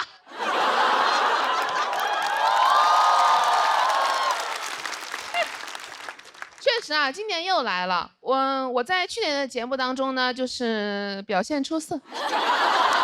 这个不是我自己说的，是我问了 AI。去年我上完节目之后呢，好多人夸我。还有人跟我说什么女孩子是世界上最美好的生物，女孩子都香香软软。我个人不太喜欢这种说法啊，因为我觉得我们女孩子是各种各样的，为什么一定要香香软软的，对吧？对啊，我们又不是什么法式小面包。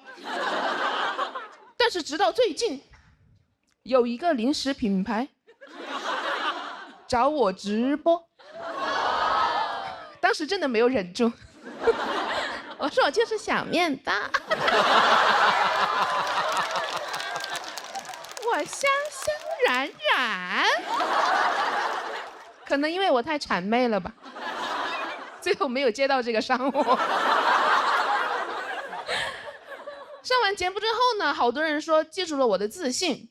还有一些姐妹跟我说很羡慕我的天生自信，哪有人天生自信啊？咱们从来没有见过哪个医生在产检的时候指着那个 B 超单说：“哎呀，你这个小孩啊，先天性自信呐。”然后等这个小 baby 在产房里面出生的时候，他就做自己。就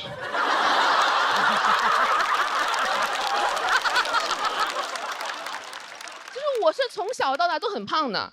所以我不是天生自信，我就是天生胃口很好。哇，真的，我的胃口好到什么程度？当我第一次听说开胃这个概念的时候，大为震撼。我说啊，胃还有闭上的时候呢？你们还得叫他开门吗？你们怎么叫啊？你说喂喂喂喂喂，给胃叫生气了。胃说第一，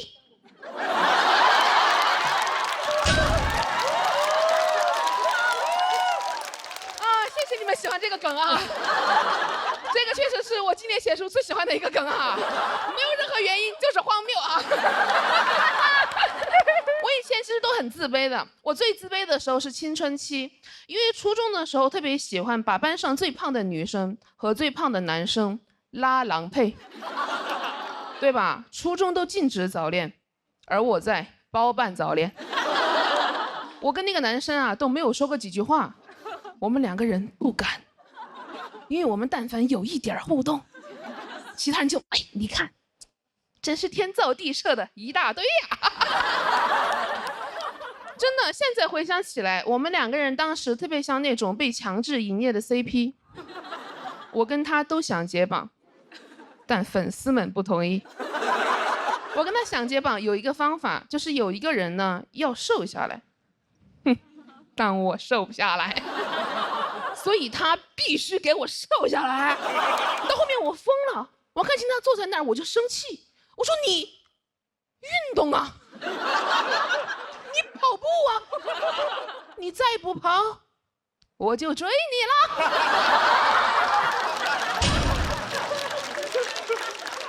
他说你不跑我就追你了。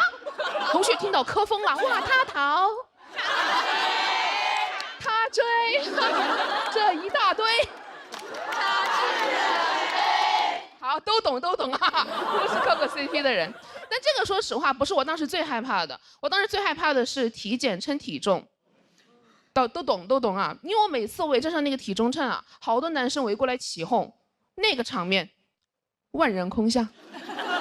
那会儿就已经像女明星了，但其实那个体重秤更像女明星，我像她的保安，因为是我在，别看了，走，我们称老师不拍照。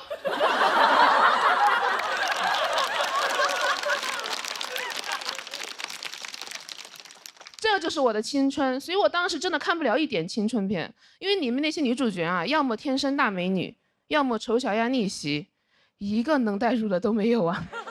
你们看过《初恋这件小事》吧？对吧？它讲的就是女主为了男主一路逆袭的故事，但你们可能忘记了，女主角有一个胖胖的闺蜜，她也有自己的 crush。我当时带入她看了半天，结果看到她一直在帮女主追男主，我真是恨铁不成钢。我说小胖龟呀，你就没有自己的男人要操心吗？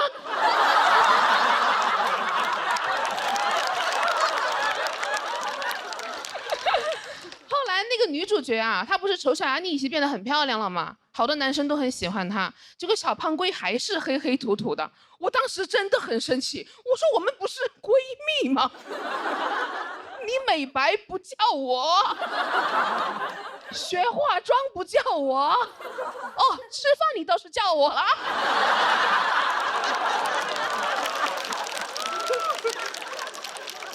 而且你还不吃，能不能管一下我们普通人的死活好不好？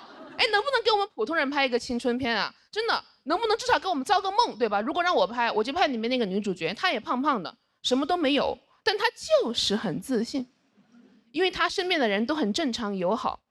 比如说，当女主和班上最胖的男生走在一起的时候，其他人只会说：“哎，你看，真是一对普通的两个人啊。”当女主体检称体重的时候，围过来一圈男生当她的保安，说谁都别想看她的体重。旁边医生说：“啊，我也不能看吧。”当女主因为有了 crush 开始身材焦虑饿到晕倒的时候，闺蜜递过去一个小面包，说美丽没有天花板，你看你多香香软。而且为了男人不值得，因为没有4菜1汤的爱情就像一盘散沙，风一吹就不好吃了。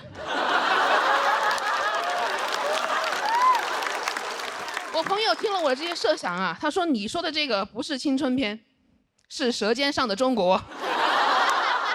不得不承认啊，姐妹们，目前的环境催生不出来这样的青春片，所以真的，如果你们觉得自己不够自信，你就装，你们别管，你先装他一个疗程的。如果你实在不会装，你现在在兜里装一个 vivo S30，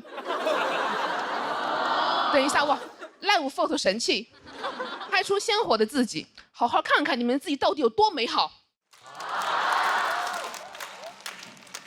事实证明，谄媚是可以接到商务的。而且我们仔细想，你装自信没有任何损失，哪怕有人过来问你说你凭什么那么自信呢？不要理他，掉头就走，因为你确实不知道为啥。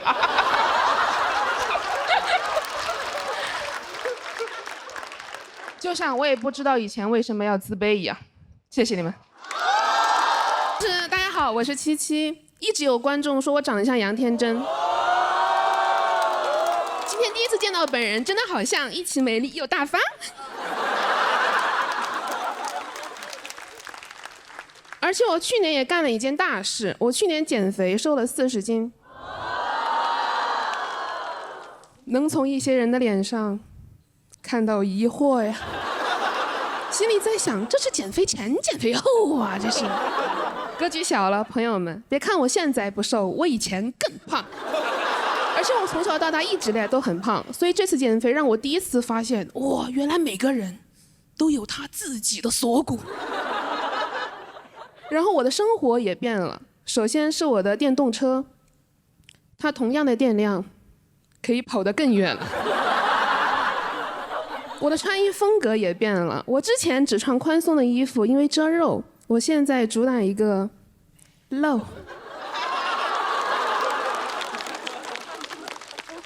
去年一整年一件 T 恤也没有买过，全是吊带儿。哦，今天没有穿，节目组不让。我也开始在朋友圈里面发一些以前没有发过的那种好看性感的自拍照。有一些不可思议的事情发生了。有一天我刚发完，有一个3年前的前同事过来找我聊天。他说：“美女，晚上好。”我说：“你好。”他说：“认识一下。”我说：“我们已经认识了。”但他的下一句话好震惊我，他说：“哇，你好会撩啊！”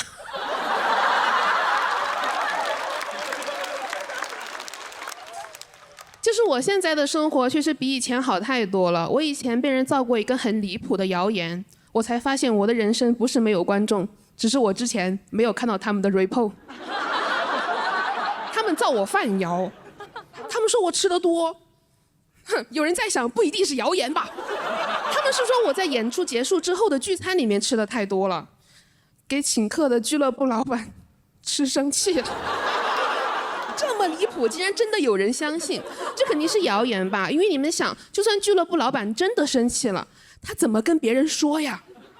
他说那天我请演员吃饭，我有个叫七七的也吃太多了，你说我这个人小气不小气？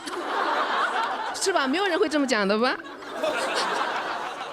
就是他这个算是一个八卦，也算一个谣言，让我觉得好羞耻。因为我以前不知道吃的多会被嘲笑，我一直以为吃的多很可爱呀。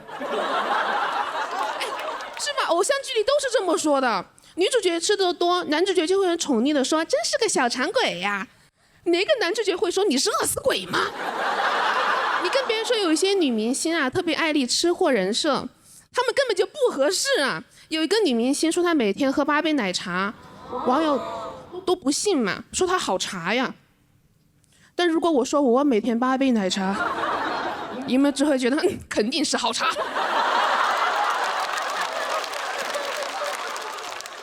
我不喜欢这个八卦，还有一点是因为我觉得这个八卦显得我好傻呀。就是你们想想，我们这个行业其他人都是什么八卦呀？抄袭、离婚、亲嘴儿。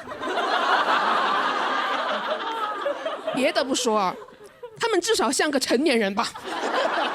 只有我每天在那嗨嗨吃饭。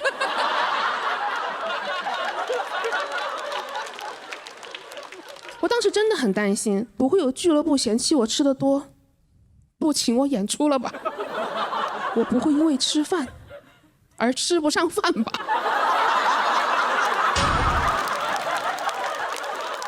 我我就赶紧去找我经纪公司的老板商量，我说你知道外面传我什么吗？他说知道，说你没礼貌。我说这个我倒是不知道。我就跟我老板说，我说那现在怎么办？我的饭也要在外面沸沸扬扬的。他说你以后在外面少吃点吧。我说这又是你控制舆论的方法吗？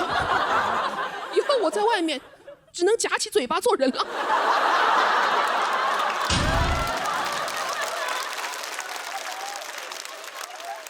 他说那也是没有办法，女生哪要像你吃那么多的，不体面。我当时好委屈，我说饭量大就不体面了吗？女生也太容易不体面了吧，我都有点生气了。我争取什么素颜自由、穿衣自由，本末倒置了。从今天起，我就争取吃饱自由。我要做拒绝饭羞耻的新时代女性。我的前辈争取了上桌吃饭，我要争取上桌吃饱。谢谢你们，谢谢。翟佳妮的表演我也听了，说实话，超雄我不理解。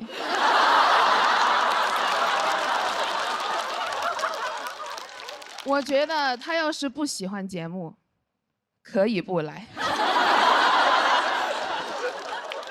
我这么讲，哥哥不会生气吧？好了，到总决赛我也挺开心的。你们看我今天的打扮也看出来了，今天就是我的成团之夜。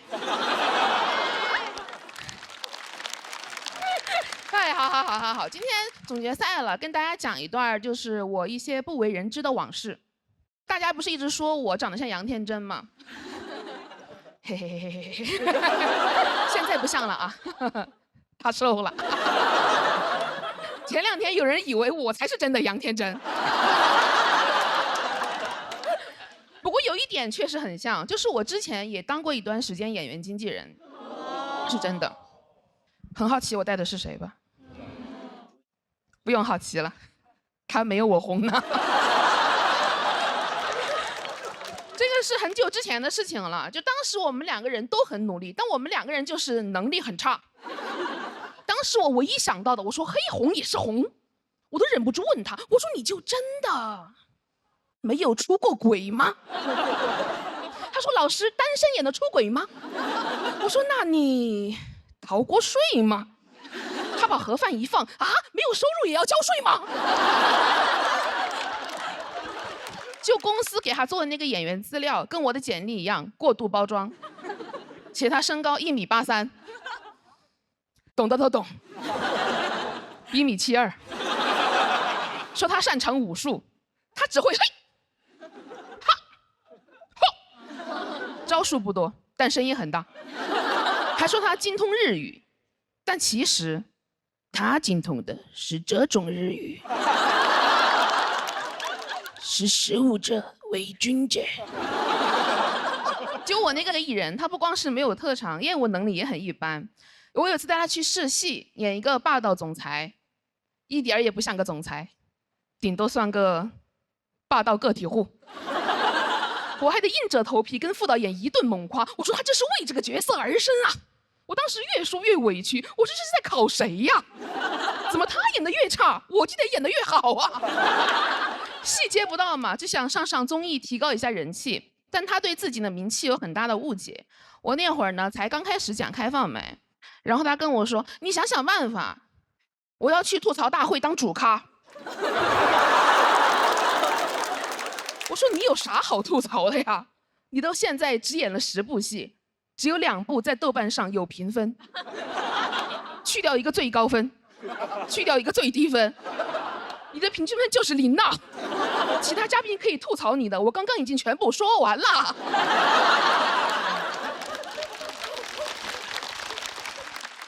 他不死心呢，他说那我要去脱口秀大会。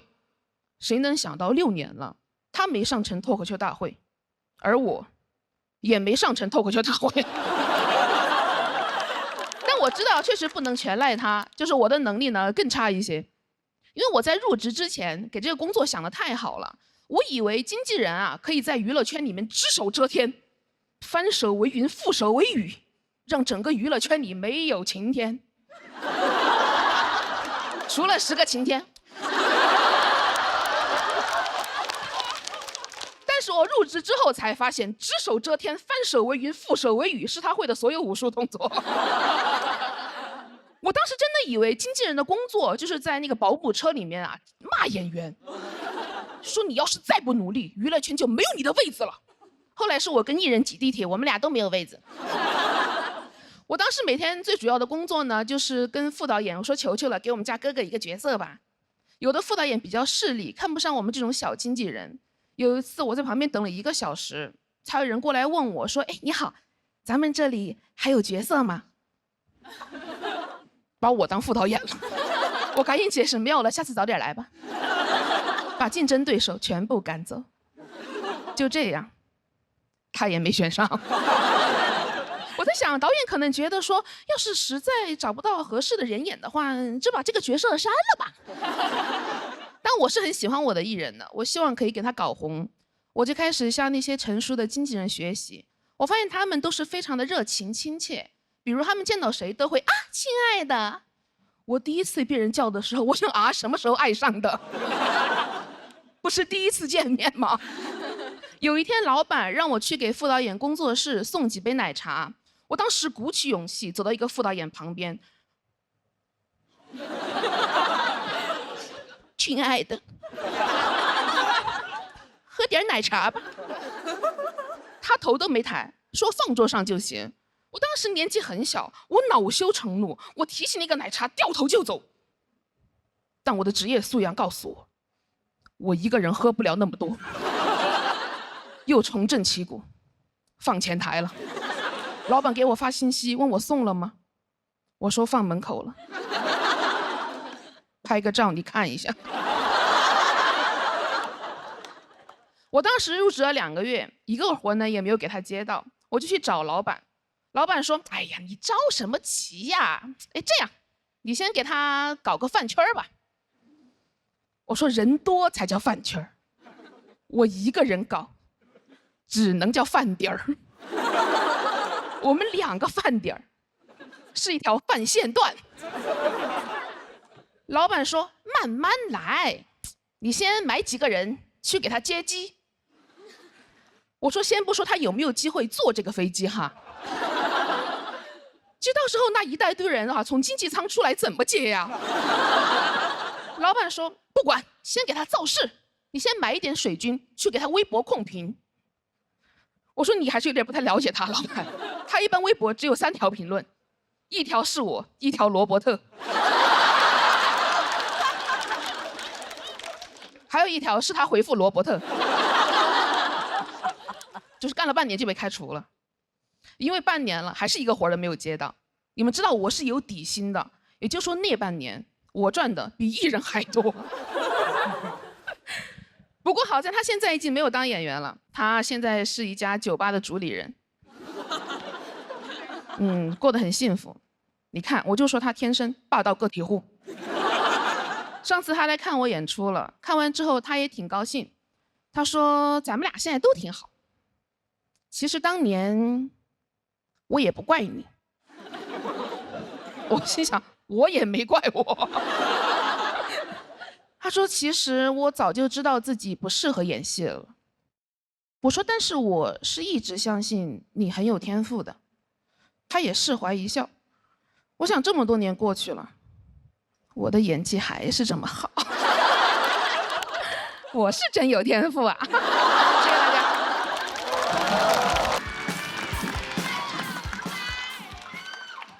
没救了。今天这个妆发，这个造型，怕是迪士尼要通缉我了。我刚刚一路上过来，就听到好多姐妹夸我，对吧？我是非常感谢你们这种直白的夸奖的，因为作为一个胖女生，经常听到的一句夸奖其实是“你要是减肥了，一定是个美女”。我以前觉得啊，用你说，就是我以前也觉得得等我瘦了，我才能当美女。但我后来想，我等不了了，我现在就要当美女。先当美女的人，先当美女。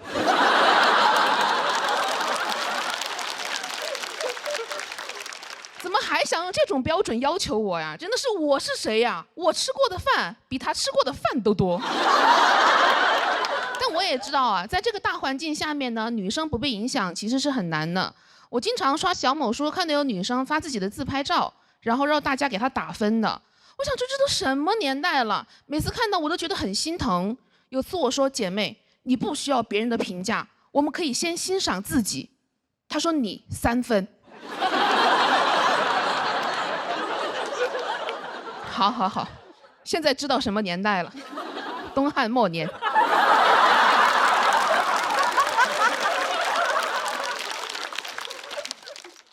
当然了，被观众评价呢，其实是我这个脱口秀工作的一部分嘛。但是你们不知道，有一些 report 它真的写得非常离奇的。有一条是这么说的：琪琪今天没穿裙子，穿的裤子，我不喜欢她穿裤子。我说人都得穿裤子，就算我今天穿了裙子，我也穿了裤子。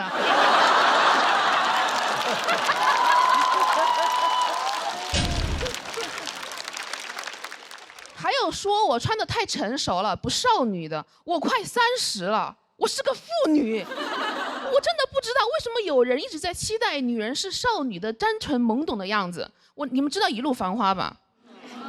我之前看的时候啊，我看到有个人说好讨厌这几个姐姐啊，心机太重了。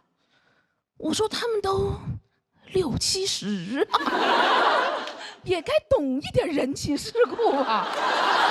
而且我是那种很喜欢向姐姐请教人生经验的人，我不能接受有一天我去问姐姐，我的人生好痛苦，我找不到出路，应该怎么办？姐姐说啊，不知道啊。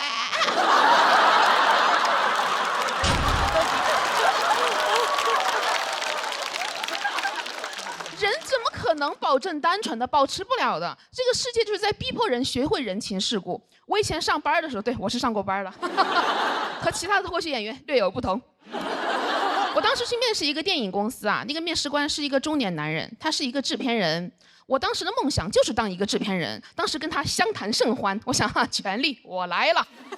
结果他问我，你现在有男朋友吗？我想啊，爱上我了。我说我不接受办公室恋情。他说我是怕你以后结婚啊会影响工作。我一听特别着急，赶紧说你放心，我连恋爱都不谈。但进了公司1个月之后啊，就是也没有进入权力的漩涡，因为我每天都在办公室里贴发票。我找了那个面试我的制片人，想争取一下去剧组给他当制片人助理嘛。他当时跟我说，你的事儿呢我会考虑的。这样，待会儿呢我要去跟人吃个饭，你可以吗？我说吃饭，擅长。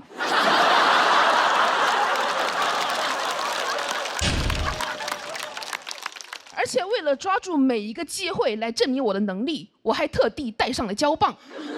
待会儿吃完饭，当场贴发票。我一推开那个包间门啊，我就发现不对，全是陌生人。我一坐下，那个制片人就让我喝酒。我当时太年轻了，没有意识到这是一个饭局。我说我不喝酒，我要喝椰汁。制片人当时是有点不高兴的，他说你只喝椰汁啊？我说好吧，其实我私底下可乐奶茶都来的。中途他把那个空酒杯往我面前一推，想让我倒酒。我当时又没读懂，我说咋了？你也要喝椰汁啊？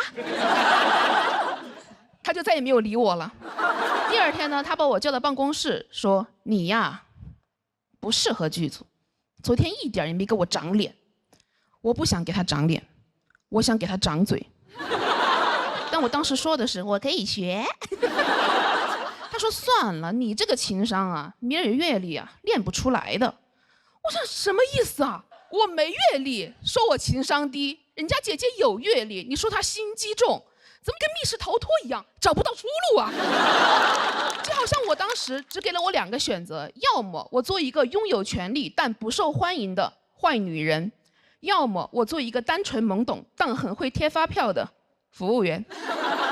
然后因为不会服务，被饿死。你们也能看出来，我很容易被饿死。我想改变规则，我想喝椰汁。等我有权利的时候，单开一桌，可乐奶茶都有，每个人想喝哪个喝哪个，我们以后就喝这个了。谢谢大家。Hello， 大家好，我是77。可能你们呢也看不太出来，其实我去年减肥了，瘦了40斤呢，从180瘦到140。哎呀！哎呀，每听到你们这种声音，我就特别的高兴。是这样的，就是我以前一直以为减肥之后人生会变好，但我没想到会变得这么好。最直观的是别人对我的反馈，终于开始有人夸我漂亮了。以前也被夸过，只是没有被单独夸过。他们都只是说每个女生都很漂亮。而且真的像我这种从小到大没有被夸过的人，真的完全经不起夸。刚开始被夸漂亮的时候还理智尚存，觉得啊，我应该也算是个小美女吧。被夸到后来，我宇宙第1大美女。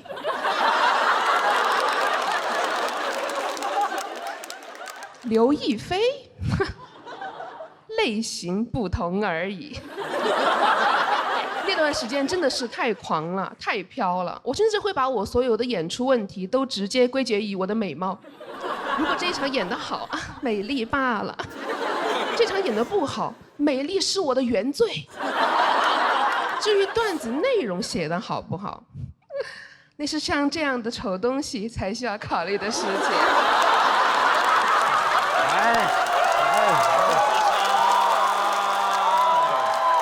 冒犯了。减肥之后，我整个大变样，太自信了，甚至有一些油腻了。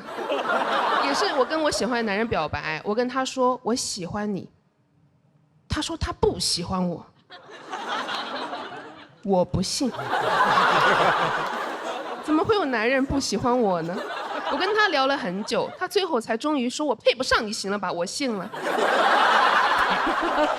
但你们放心，我也没有游很久啊，就是那个巅峰体验很快就过去了，我的智商又占领了高地。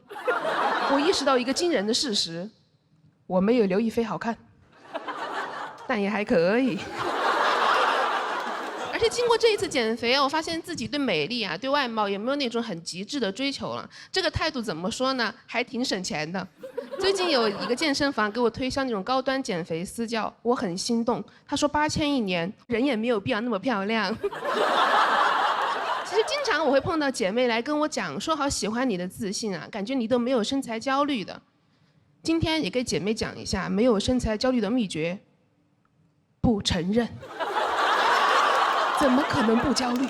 我只是在偷偷的努力罢了。我最开始减肥的时候都没好意思跟身边的人讲，别人问我说：“哎，你怎么瘦了？”我都说啊，就不知道哎。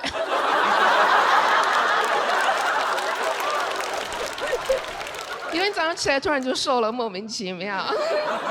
然后吃饭的时候，朋友会问我说：“哎，你吃的是减脂餐吗？”我都说啊，没有啊，就天生爱吃西兰花。我的朋友们还会追问我说：“那你怎么最近不跟我们吃夜宵了？”我好慌张，我都开始编瞎话。我说我最近晚上在跟郭麒麟约会了。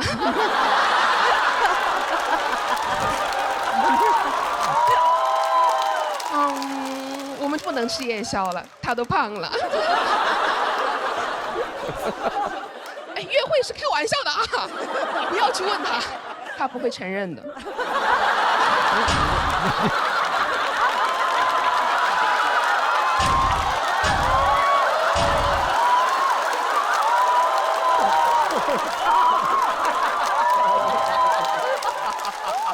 讹人。这下更难说清楚了。就是经常应该有减过肥的姐妹对吗？减肥真的好难啊，因为我后来又反弹了20斤，反弹真的好快呀。我有一个血泪一样的教训分享给你们：衣服不要扔得太早。我当时看着衣柜那个绝望的心情，就像高考之后把书撕了，发现自己还要复读。反弹压力太大了，我也不能一夜之间瘦20斤吧。而且我最害怕的还是别人发现我反弹的事情。我后来真的，我心一横，牙一咬，我想不管，我就跟别人说我140，别人再怀疑我也不认，因为我想也不会有人从包里拿出一个体重秤说，哎，今天我恰好带了个体重秤。如果这样，我也只能硬着头皮说，我早上称还140呢。反弹真的好快呀。由于我一直以来在隐瞒我反弹的事实嘛，真的会有女观众把我当成减肥专家。有一个女观众给我私信，她向我虚心请教，她说我的目标体重是90斤，但是我卡在100斤，怎么都下不去，怎么办？我当时心想，怎么才能卡在100斤呢？我连140我都卡不住，但我还是维持住我那个专家的形象。我很笃定的跟他说，你就说你90斤就行。没有人会发现的。